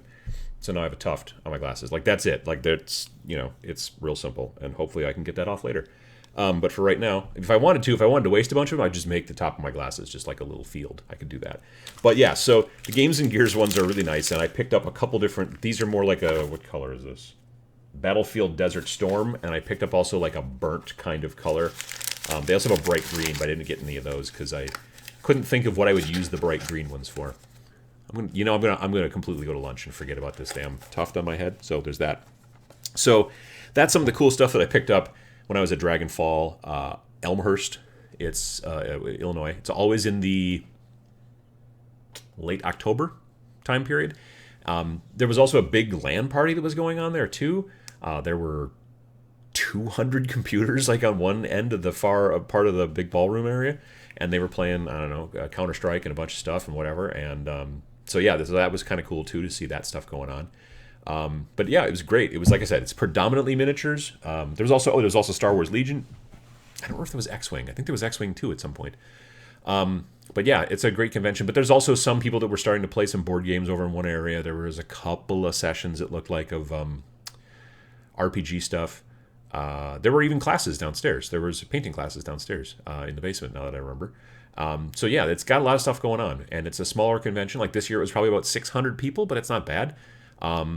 So yeah, if you're anywhere in the Midwest, it's not a bad idea to look at 2020 and see what you do. And also, making money for charity. Getting stuff for kids to play with, which is fun. And then yesterday, me and Matt from Game 4, we went down to Madison, Wisconsin, and we went to Gamehole Con, which is, I think, the 7th year. Kind of a terrible name, but that convention is growing immensely. That convention is 6,000-ish people. Not real miniature heavy, I'm not going to lie. There was some miniature stuff going on, but not that much. It's predominantly RPG. Like, there's not even that much board game stuff going on there. It's predominantly RPG. A lot of Adventurers Guild for D&D and stuff like that. There was some famous-ish people there. There's a lot of vending. It's a good vending area. Like, it's not as big as, say, like Adepticon. It's certainly not as big as Gen Con. Gen Con is crazy for vending. But there's still a decent amount of stuff. The only thing I ended up buying was this. So I own a bunch of the Frostgrave plastic models. Like there's the soldiers, there's the cultists, there's barbarians, there's wizards, there's gnolls, there's more. And then I didn't even know that Soldiers 2 was a thing. I didn't realize it was out or whatever. And I was like, oh, that's cool. More soldiers. That's really cool. Well, as it turns out, they're all ladies. So it's all like shield maidens and like get that kind of stuff going on. You get 20 people in here for $28, which is a pretty good deal. These Frostgrave plastic models are awesome, by the way, and they're super modular. Basically, it's one frame. So it's one sprue. And there are 5 people on each sprue, and then there's a bunch of different stuff. Bows and crossbows and axes and swords and spears and all kinds of junk. And almost 10 different heads, 9 different heads. So you got a lot of variability, a lot of things you can change, which is very cool. And so I picked up this. That's like literally the only thing I bought. I almost bought a book called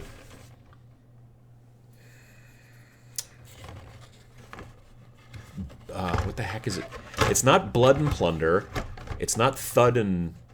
It was Thud and Blunder is the name of it. It was Fantasy Skirmish Rules. It was a hardback book called Thud and Blunder, not Blood and Thunder.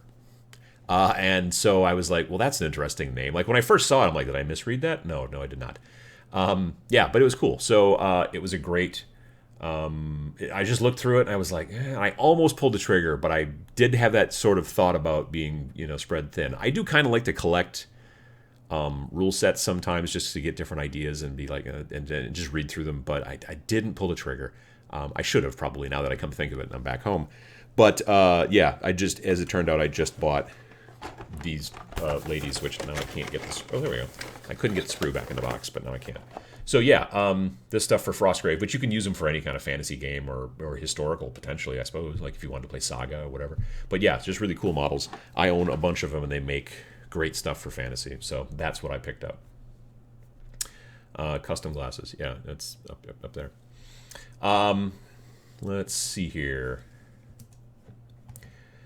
Ashes to Ashes UK. Does anyone have any recommendations for manufacturers of neoprene battle mats for Kill Team? The two that I know of most are going to be Table War. They make a 22 by 30 battle mats. I think they're double-sided. And Frontline Gaming also makes one. I own a Frontline Gaming one. I picked it up at... No, I didn't pick it up at Nova. I picked it up at Las Vegas Open this year. Earlier part of the year, back in February. And it's like a desert-style one, and it was 22 by 30. But I also saw at Nova... because Table War was at Nova, and they have the ones for Kill Team as well. But like I said, I think that they're double-sided. I'm pretty sure. So yeah, those are the two that I know of off the top of my head that I've seen in person. One that I own and one that I've just fondled at the booth there. The Dragonfall painting competition has apprentice, master, and journeyman levels for entry. It is very friendly for new and intermediate painters to enter. That's very true. It was very cool. Friend of the show, I posted Eenie Minis. She's a Twitch streamer, and she won with her amazing purple dragon, which is, I found out later, is actually supposed to be a red dragon, by the way. I saw the model at my local shop, and I was like, hey, she painted it purple, but he's supposed to be red. But yeah, it looked amazing.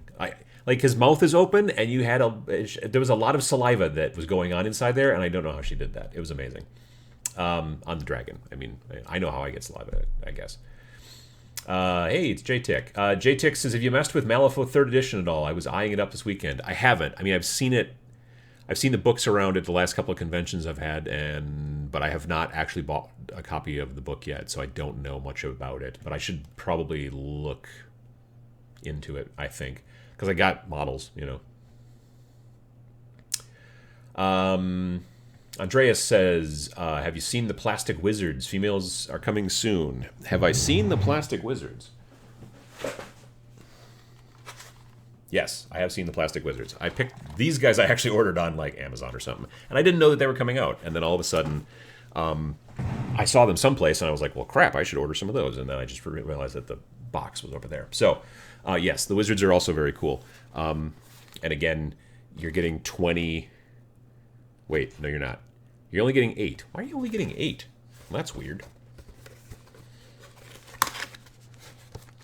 Huh. Oh, it's only 2 sprues. Huh. Well, that's why it's cheaper, too. That makes sense. But yeah, so you're getting 8 wizards. You can see there's 4 bodies there. And then just like, look at the... This is the number of heads across the top. I don't know if you can count that. I can't. 1, 2, 3.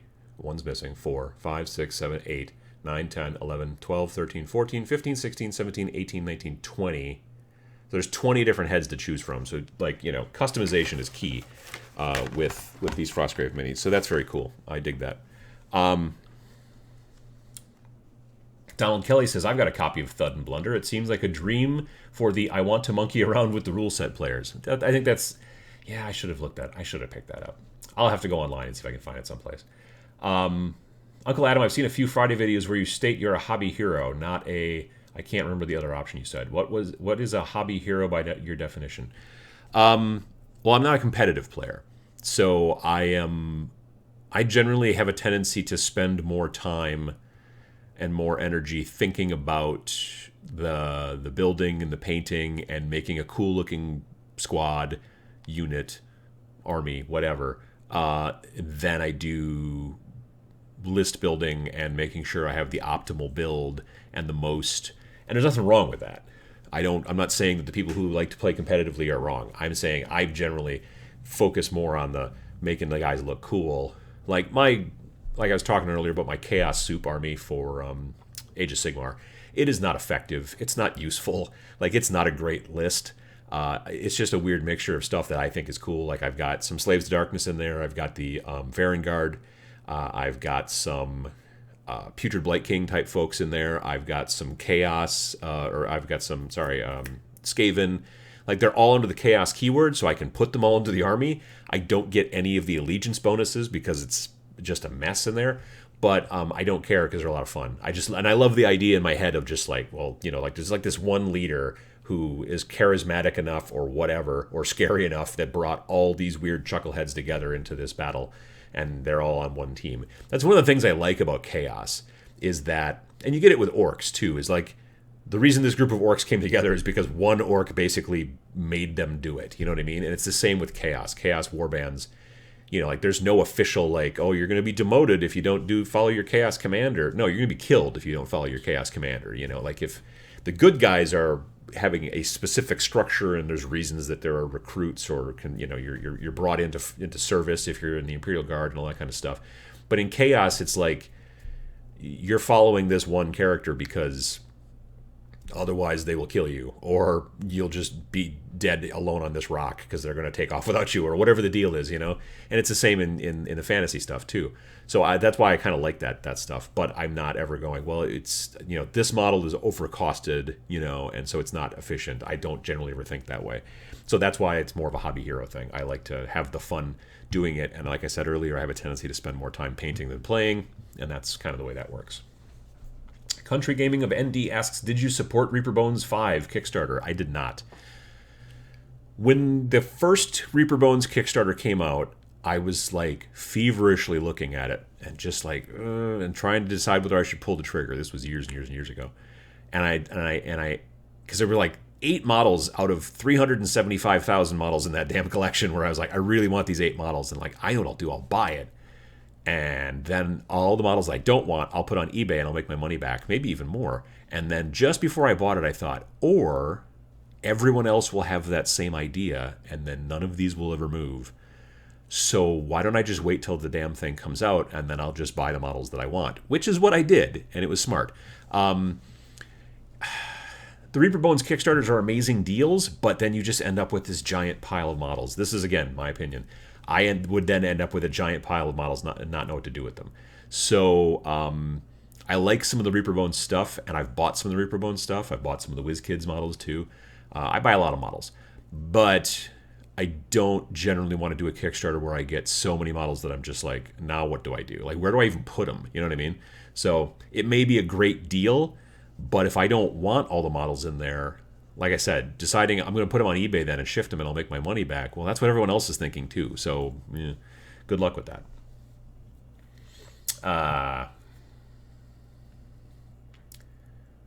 Let me see here. What else?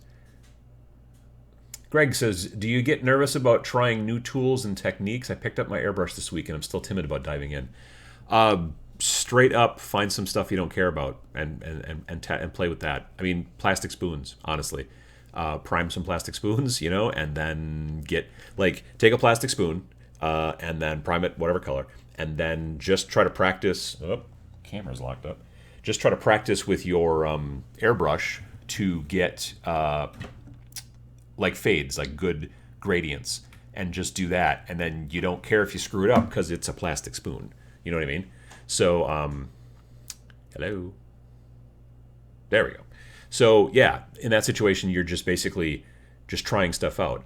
Another thing you can do is either if you've got old models you don't care about anymore, or if you bought some weird lot of models on eBay, if you have a whole bunch of Reaper Bones that you're not going to use, you can practice on those because you did one of the Kickstarters. Or even like plastic army men, from like the toy store or the grocery store, wherever you get your plastic army men. The Plastic Army Men store, if you've got one of those in town. You can do that and then, just practice on those. But practice on, it is scary to use a new technique or tool on a thing that you really care about. Like it's, your HQ unit for your army. That you don't want to do that. But don't do that then. Just practice on other stuff and then get used to it and then go, okay, cool. And then when you go to start working back on your HQ unit or your whatever elites or whatever guys you kind of care about, I mean, I would even tell you, once you get done with your plastic spoons and your army men, then just work on regular troops with your airbrush and see what you can do. Because if you goof up regular troops, it's not as big of a deal because there's usually a lot of them. But yeah, and again, also especially with airbrush specifically, it's all about baby steps. Start out by priming, just start by just priming, and then and then paint the rest of the model with your regular paintbrush. But then, let's say you're painting, just for sake of argument, blood angels, who are predominantly red. So either prime them in the color you were going to prime them and then paint them the red base color, again with your airbrush, because now you're saving time. Or if you can find red primer, I know Vallejo makes red airbrush primer, and I'm sure probably Badger does in their Stynylrez line. You could prime and base coat in one color with your airbrush, which also saved you time. If you then want to start getting into highlighting, you can kind of mess with that. And it's just steps. It's like, because just priming with your airbrush just saves you so much time, and then you moves you on. And then if you're like, well, now I can prime and base coat, okay, that saves you even more time. Or if you can prime, base coat, and highlight, and so like if you use like a red primer, and then you maybe use like an orange color and spray the model just from above down, now the model has got it's like the lighter light is hitting it on the top and then hitting the top of the shoulders, and then and now you've got a model that looks like you've already gone through and like blended on it and stuff like that and added in a highlight, and then you just go in and paint the detail parts, paint the gun, paint the eyes, whatever, throw on some washes here and there, and then you're farther ahead and you're closer to done. That's the type of stuff. Like, don't go, okay, well, I'm going to sit down and my first ever airbrush project is going to be the general for my army, and it was $100 model or something goofy like that, or even one of those $35 models from GW where it's just like one guy. Practice on some plastic spoons and then maybe some army men or some leftover Reaper bones, and just get the hang of it and then go from there.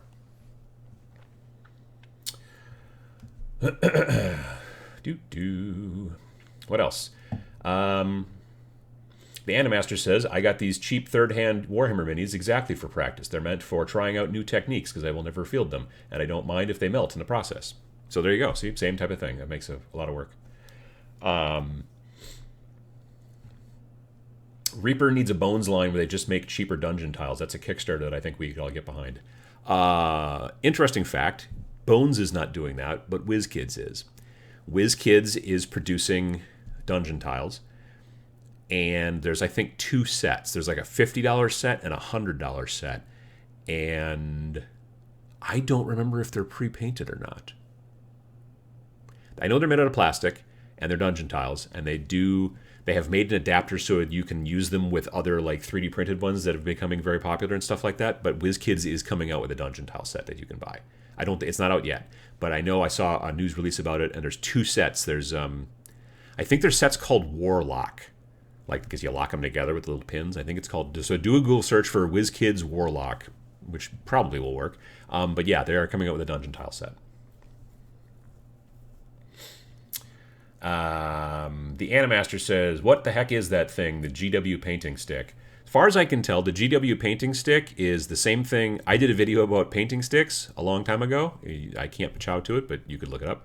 And it is. So I would just take the wooden stick that you stir house paint, with, and you get them at the paint store. Generally, they give them to you for free. I take one of those, and I take poster putty, and I stick them onto the bottom of the model, and then I stick 5 models on the wooden stick, and then you can prime them all easily, and then you can kind of paint them all and do it like a assembly line. We're like, okay, we're doing everybody's boots, and then we're doing everybody's jacket, and then we're doing everybody's gun, and so as you go along that, you start with this one and you paint all the way down to this one. Hopefully this one's dry so you can go on to the next step, and then you just kind of do it that way. And there's usually a handle. Now their handle is almost like a pistol grip handle, which is sort of cool. But there's rubber straps to hold the model down instead of using poster putty. I haven't tried it out, so I don't know.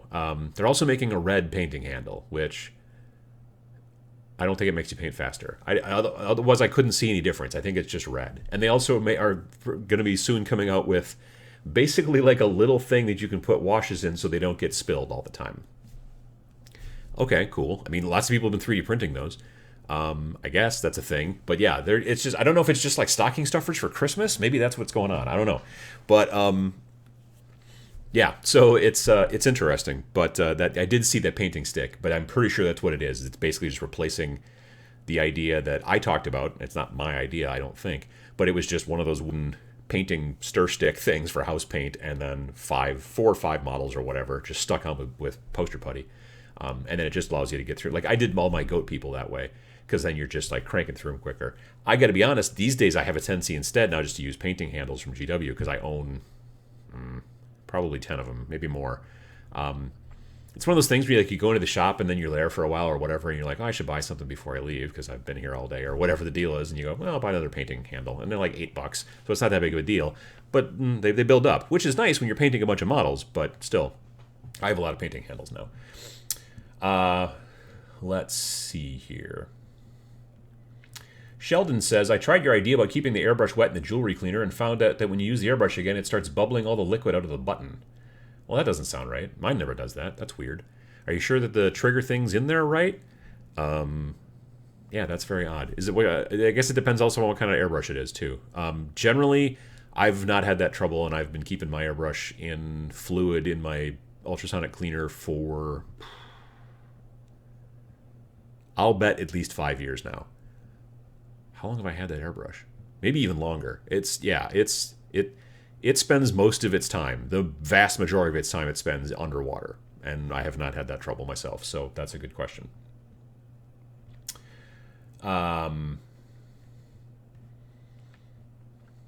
Evidently the red handles do go faster, according to GW law, but they are basically just red. I don't know, maybe they're for Christmas, maybe they're, like, I thought it was like that Project Red, where they're like raising money for AIDS or something like that, kind of like you see phones, like iPhones are Project Red, and there's other stuff that's Project Red. I thought that at first, but then I like kind of watched a little bit or looked at it, and like they didn't mention that, so I don't know, it's just red. Red ones hide the blood when I ram myself. Okay, well, that makes sense. Yeah, I can get that. I've poked myself, and I should have a red X-Acto blade is what I should have. But then I might not know when I've done it, I guess. Well, you would think I would feel it, but yeah. Joshua Daniel Flores says, good evening from the Philippines. Uncle Adam just came from watching the Addams Family movie. Huge mistake. Oh, that's a bummer. But hey, love live showtime, so yay. VJ Morph asks, who really spills that many pots of wash? Seriously, are that many klutzes in the world? Especially the new taller ones? Yeah, I mean, I had to make a special rule in the Tabletop Minions Paint Showcase Club to don't post pictures of you spilled your wash, because it was constant, and it has nothing to do with the hobby, in my opinion. Like, it has nothing to do with what I'm trying to make that stupid Facebook thing about. So yeah, I had to make a special rule saying, if you spill your wash, share it with your friends. Don't put it on the Paint Showcase Club. So yeah, a lot of people that do seem to spill that. I think I did once years ago. I think, but I mean, not a lot. I spilled some, but yeah.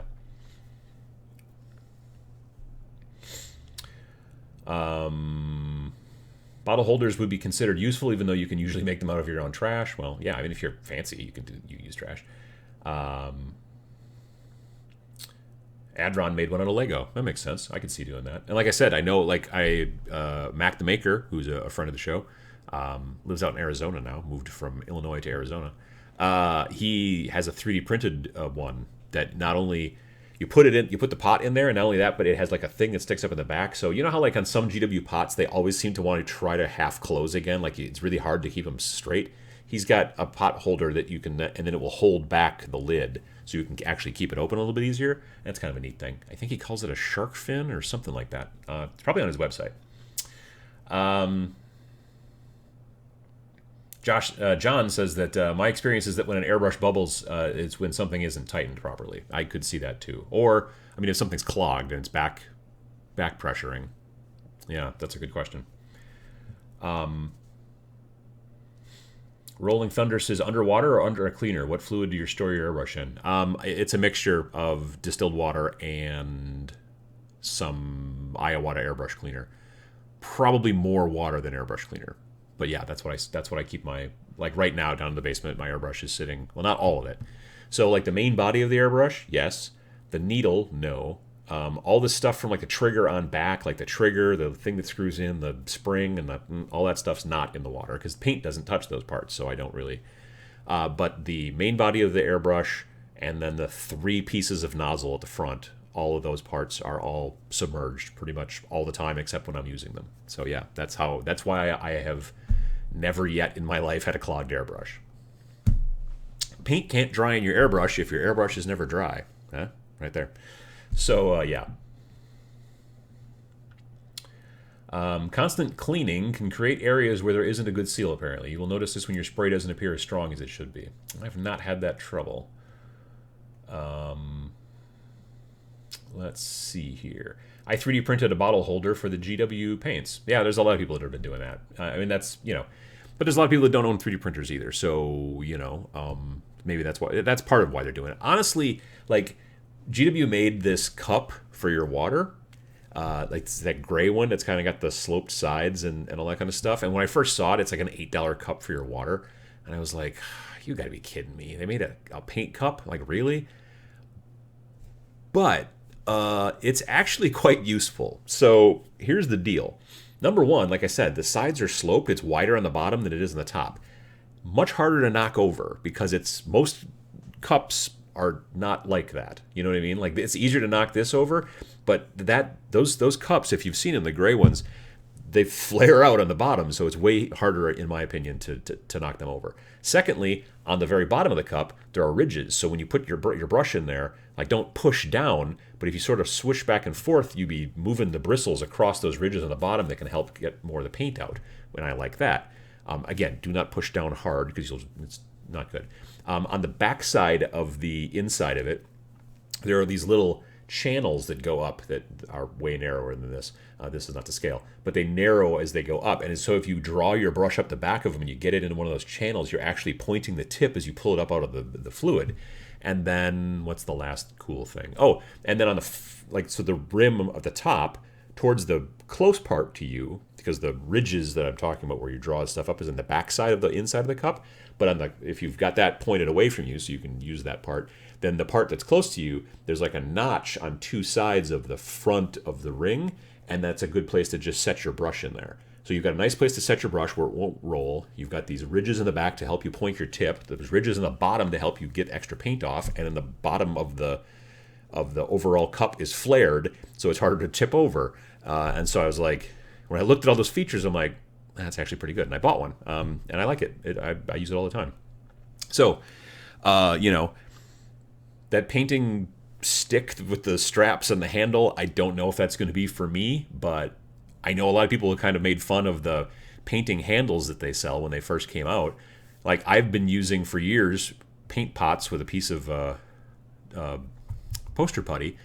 I made a video about it back 6-some years ago, but I predominantly only use now the GW handles because I really like the pinchy part. The problem is that if it takes you a long time to paint something and you're using the poster putty, I have got plenty of models that if you pick them up and look at the underside of them, they've got poster putty that's still stuck underneath there that I can't get out. So when you just use the pinchy handle things, I find that I don't have any poster putty stuck in the underside of my models anymore. So I like that. Let's see here. What else have we got? In the Philippines, you can use pizza box spacers to keep your pots from spilling. Are those like those weird little white tables that they put in the pizza so that the roof of the pizza box doesn't get stuck to the topping? Because we get those here once in a while too. I never thought of that. If you turn that upside down, I bet you it would probably fit a paint pot in there relatively well. Interesting. Let me see here. What else? People talking about JP Got Rockets likes the cup too. It's actually a great cup. Yeah, I do like it. Adron says I got the GW water cup. It's really good with the flared side and the edges or the ridges. Yeah, I just like it. It's just sort of nice. I mean, it seems silly, but it's sort of kind of cool. Matthew Morris says, I saw that GW water pot, but I was concerned the channels running up the end would end up being a mold trap. I've not had that trouble. No, I haven't had that. I mean, it's paint water, so like I also don't let the paint water sit in there for weeks at a time. So maybe, or if you let the paint water sit in there forever, I mean, it's going to evaporate over time. It's going to get grungy and run down the sides, but or on the inside, you know what I mean? Where you get like, because like normal tap water, that's one of the reasons I generally use distilled water in the thing that I keep my airbrush in, because as it evaporates, it doesn't leave what do you call it? Mineral deposits like on the side of the ultrasonic cleaner or on my airbrush. Distilled water doesn't have minerals in it. I'm sure that I'm wrong on that, but it's supposed to not have as many minerals. That's the idea. And so you don't get that weird kind of like water line when something starts to evaporate. If you've had a paint cup before where you just put tap water in it, you paint it, and then you let it sit for like a month and you didn't come back and paint, and you find there's like these weird white marks all the way down the inside of the cup now from as the water evaporated, that's from the minerals in your tap water, from what I understand, I think. So there, yeah. But I don't go as crazy as to like only paint with distilled water. I probably ought to, but I don't. But I do make sure to pour out the water when I'm done, because then otherwise, it'll evaporate and get gross. But I have not seen mold in that situation. Of course, I've never had any mold in my wet palette either. And I've heard people talk about that before, but I've never had that trouble. There have been times I thought I had mold, but it turns out it was just green paint that got over the edge of the paper and got into the paper towel and then like sort of wicked out, and it was like all green on the bottom. I was like, oh, that's just paint. Never mind. So it was not mold. Let's see here. People talking about, I got a square paint cup from the art store when I was studying oil painting. It has a lot of those same features. I mean, it's smart. I think it makes a lot of sense. Christopher says, it's a shame that GW doesn't make dropper bottles. Yeah, I'm not going to lie. I do wish that the majority of their paints were in dropper bottles. I would still prefer that their contrast paints and their washes would stay in pots, though. Like, I kind of don't like using washes in dropper bottles, because I can't just dunk my brush in there and then go put wash on a thing. I have to take the dropper bottle and squeeze it into something and then take the wash from there and then put it on the thing, and that bothers me. With normal paints, I like the dropper bottles because then I just put the paint onto my palette, my wet palette. I don't like generally putting... Every once in a great while I put wash on a wet palette, but it's only if I need to thin it way down, if I'm trying to do something real subtle, but it's pretty rare.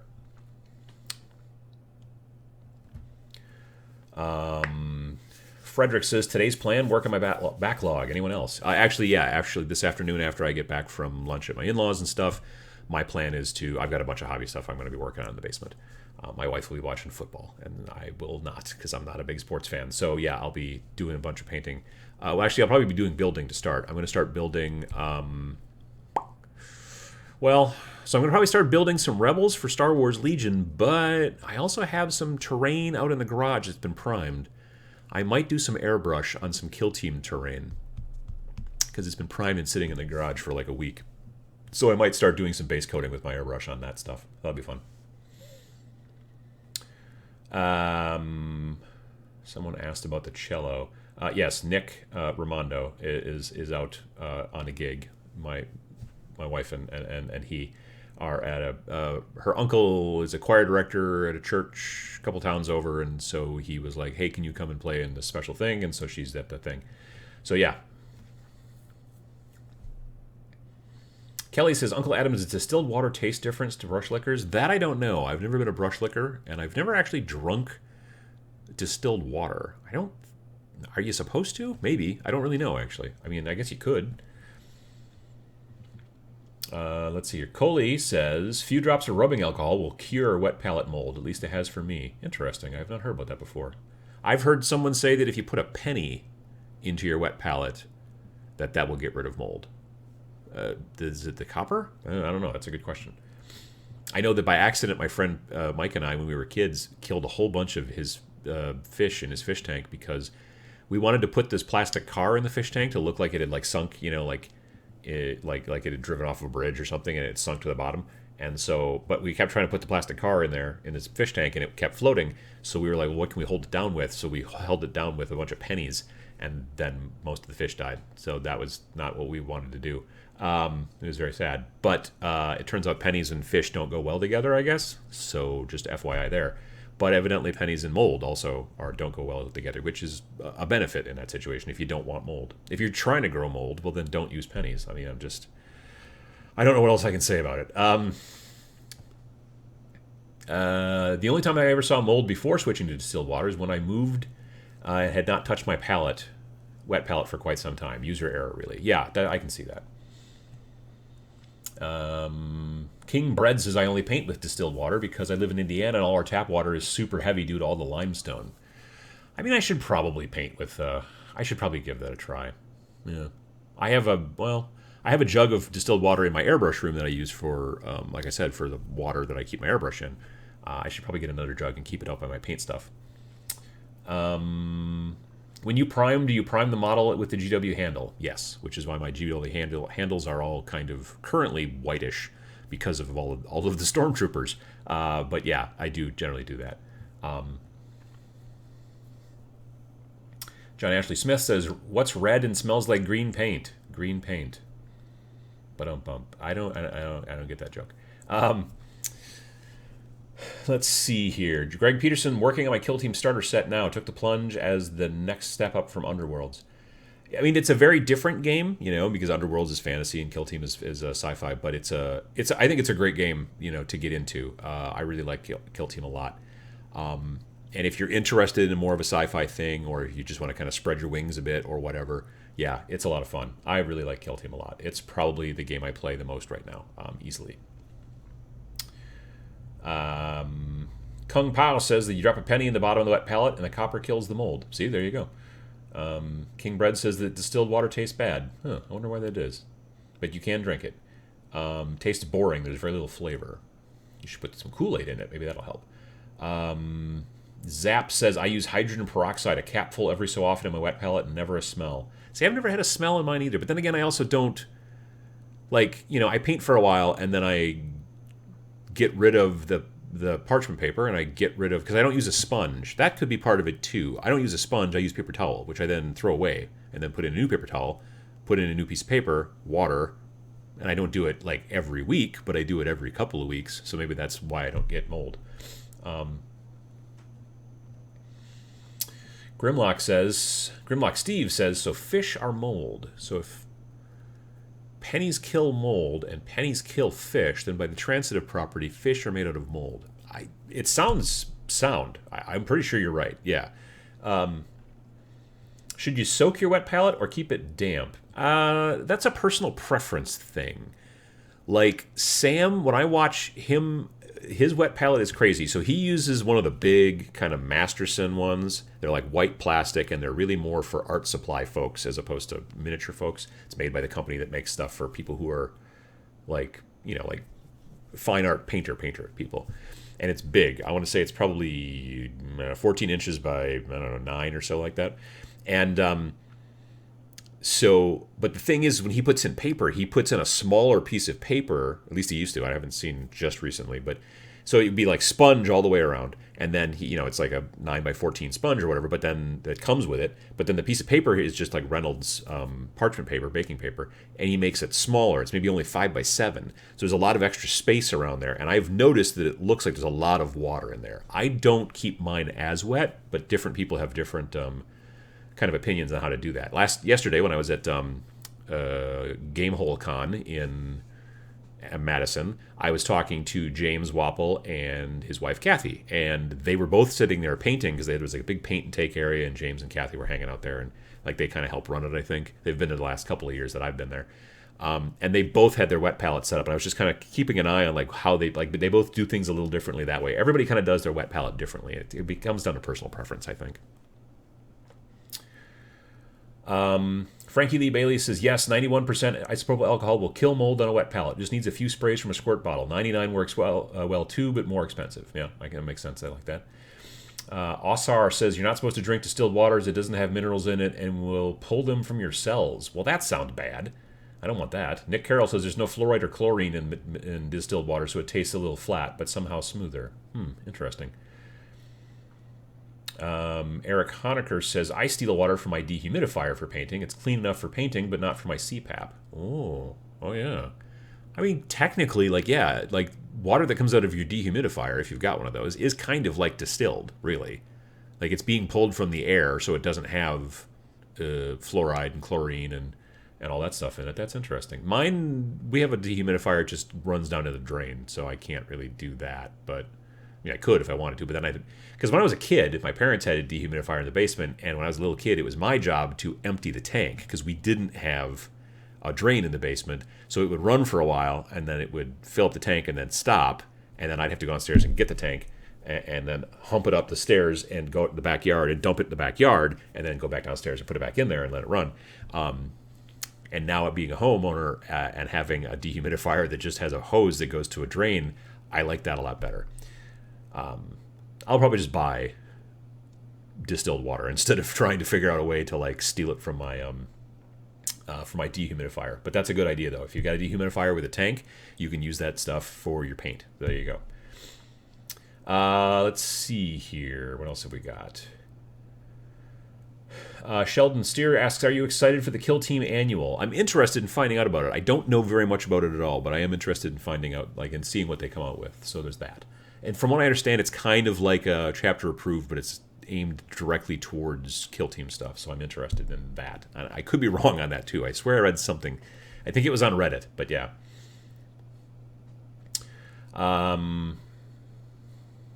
Let's see here. Do you take the rubber gaskets off your airbrush when you submerge it? No, never have. Let me see here. There is a super water recipe out there you drink using distilled water, but not great for you if that's all you drink. Not meant to be drank every day. Interesting. I dropped 40K and switched to Kill Team, says Redbeard. It integrates well with Battlefleet Gothic. Well, that makes sense. I can see that. Yeah, and I gotta be honest. Since Kill Team has come out, I don't think I've played a game of 40K. I think it's just been all Kill Team. I just really like the skirmish style, and the fact that I can make a bunch of smaller armies versus one big honking army. So, David says, I found the old British penny, couldn't stop the mildewy smell, so I dribbled a bit of 91 ISO in it, and the water and everything is good now. I suppose it depends on what the penny is made out of. Because the American pennies, I think, are still copper, but there's also a bunch of zinc, too, I think. Yeah. Kelly says that James Wapple is one of the nicest guys and an excellent painter. Yes to both. Yes, if you follow me on Instagram, which it's just at or whatever, Tabletop Minions, I posted a bunch of pictures of the Song of Ice and Fire models that he had set up there in front of him, and they look amazing. He's an amazing painter. Water is for washing. Whiskey is for drinking. Yeah, I'm on board. Absolutely. So if mold is a fungus, would pennies be the ultimate orc killer? I should start loading pennies into bolters and see how that works out for him. Zingbo says, incidentally, UK pennies are copper around a steel core. If the penny is damaged and you put it in your wet palette, then the water gets in and rusts away the steel, making a mess. Oh, yeah, well, let's not do that. I think our pennies are copper and zinc, but I could be wrong. Depending on what the dehumidifier coils are made of and how old the appliance is, you can have heavy, bad concentrations of certain metals. Yeah, that's true, too. I could see that. Because, yeah, I remember the old humidifier we had when I was a kid growing up, you could see a big exposed coil inside there, and that's how it's dehumidifying things, I assume. I'm not a scientist. Let's see here. Copper-plated zinc core for the U.S. penny, says King Kung Pao. I think I got that right. Nice. I change my paper towel every couple of weeks, and it's good to go. Yeah, that's the thing, too. That's one of the reasons why I've never been a big sponge fan. Like, I know there's people who are like, oh, I like to use sponge for it, but I just use paper towel, and I've never had any problems. So, yeah. Ray asks, Uncle Adam, what's your favorite Warcry band? Right now, it just visually, like looks and whatnot, it's going to be either Iron Golems or Bird Boys, Corvus Cabal. I'm nearly finished building Corvus Cabal. I put them aside and was doing some other stuff to get things done for certain other projects, but they're very close to being done. They're very tiny and fiddly. So when I put together the Iron Golems, if they're easier to build, they might become slightly more favorite to me. But yeah, those are the two out of honestly all of those, as far as like the ones that are new to Warcry. Otherwise, I am really looking forward to building a Warcry warband for Night Haunts and just having a bunch of spooky boys running around doing spooky stuff. So that'll be fun. U.S. pennies are zinc with a copper plating. They stopped making real copper pennies in 1982.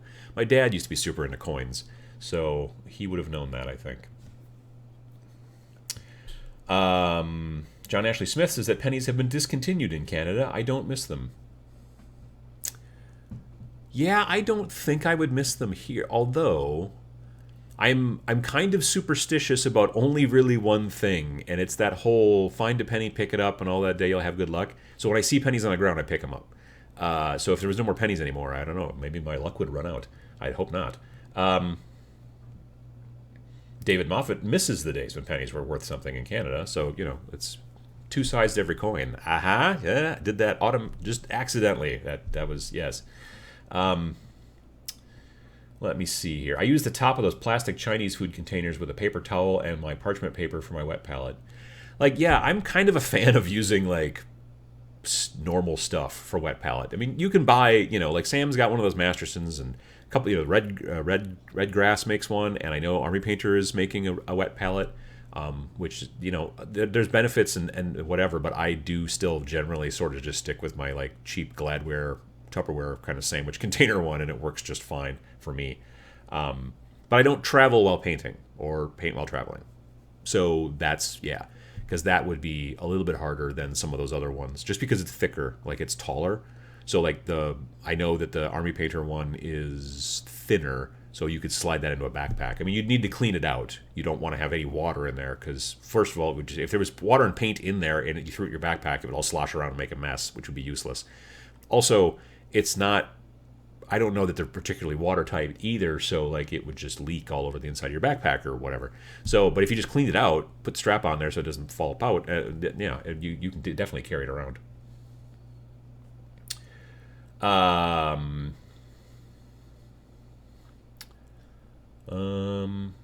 David says that they don't stock isopropyl alcohol on the counter in my local area, but you can find them in the suburbs. I suspect that it's drug use, but maybe people are drinking it?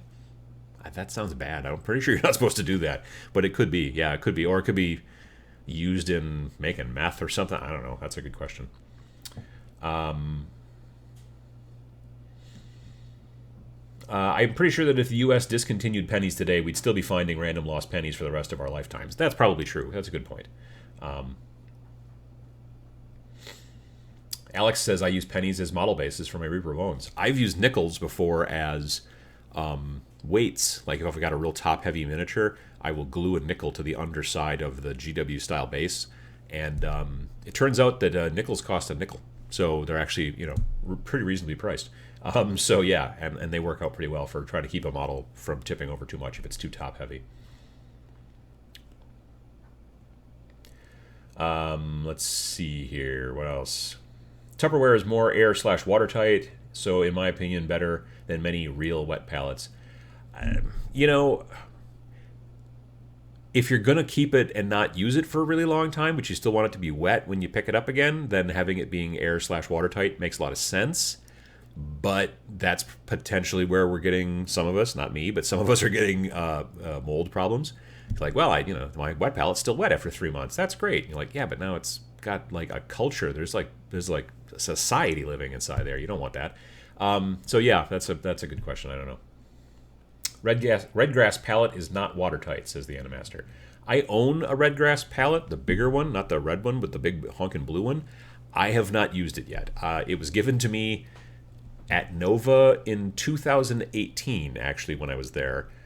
It was like a thank you bag that they gave all of the instructors for the classes, and I was teaching classes at Nova, and so we all got a red grass palette, which was lovely, but it's the larger one, and it does not fit particularly great in where I want to paint, so I've just never pulled the trigger. Like, once I clean everything, I might give it a try, once I get all my desk reorganized and stuff like that. But right now, I just literally don't have the space for it because it's massive. It's probably it's probably like 9 by 12, I would say. So it's big. The red one is smaller, and that would probably have worked a touch better in that situation.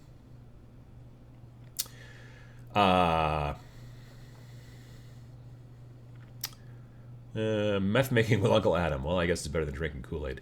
I think Kool-Aid is better for you than meth. I'm pretty sure. I don't know much about it. The meth, that is. I know more about Kool-Aid. Let's see where we at. We're just about done. The Animaster says, I'm a fan of Redgrass's palette, but not their outrageous prices. Well, they're coming from France, aren't they? I mean, that seems like I don't know. Which is why I'm pining for Army Painter. Yeah, the Army Painter palette looks good. And it's going to be cheaper, from what I've been told. So that's very cool. And it does have a little thing on the inside where you can put your brushes. Like, so when you're, like, if you are throwing your bag to go someplace, you know, you've cleaned out, you know, it's dry. Then there's also this tray in the middle that you can put brushes. It's got little separator things so they don't roll around inside there too much, and plus it's got some space where you can put a little extra stuff in there. I don't know, maybe blades for an X-Acto. You could probably put an X-Acto in it, I bet. I should try that. But yeah, so that's cool.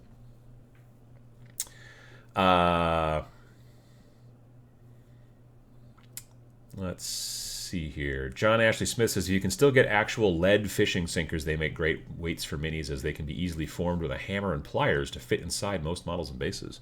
Yeah, I can see that. That makes sense.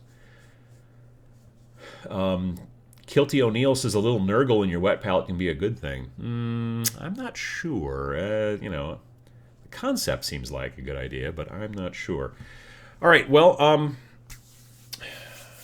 it's 11 o'clock my time, so I appreciate those of you who made it here in spite of our weird daylight savings time over here in the United States. Like, our daylight savings used to be the same as everybody else's who did daylight savings, and then sometime in the early 2000s, I think, we decided to change it. I don't know why. I wasn't asked. And so now it's like a little different. So sorry about that. I hope that those of you didn't miss it or whatever because of that. But yeah, so again, thanks for watching. And we'll be doing this again in another 2 weeks. I don't think I have any other travel going on the rest of this year. I'm pretty much set now for the rest of 2019. I don't think I'm going anywhere, but I'll double check on that. Next convention I think that I'm going to is probably the Las Vegas Open in late January. So we'll see how that goes. It is always a bit of a crapshoot trying to get out of this area of the country on a plane in January. So we'll see. Sometimes there's a giant ice storm. So yeah, we'll see how that goes. But thanks again for watching, and I hope that you maybe learned something. I hope so. I mean, you know, Lord knows. But I hope everybody has a good day and got some painting done or some building done, or, you know, is getting this done later on as you're listening to the recording. And we'll see you again in a couple more weeks at the Every Other Sunday show. So thanks for watching. Button.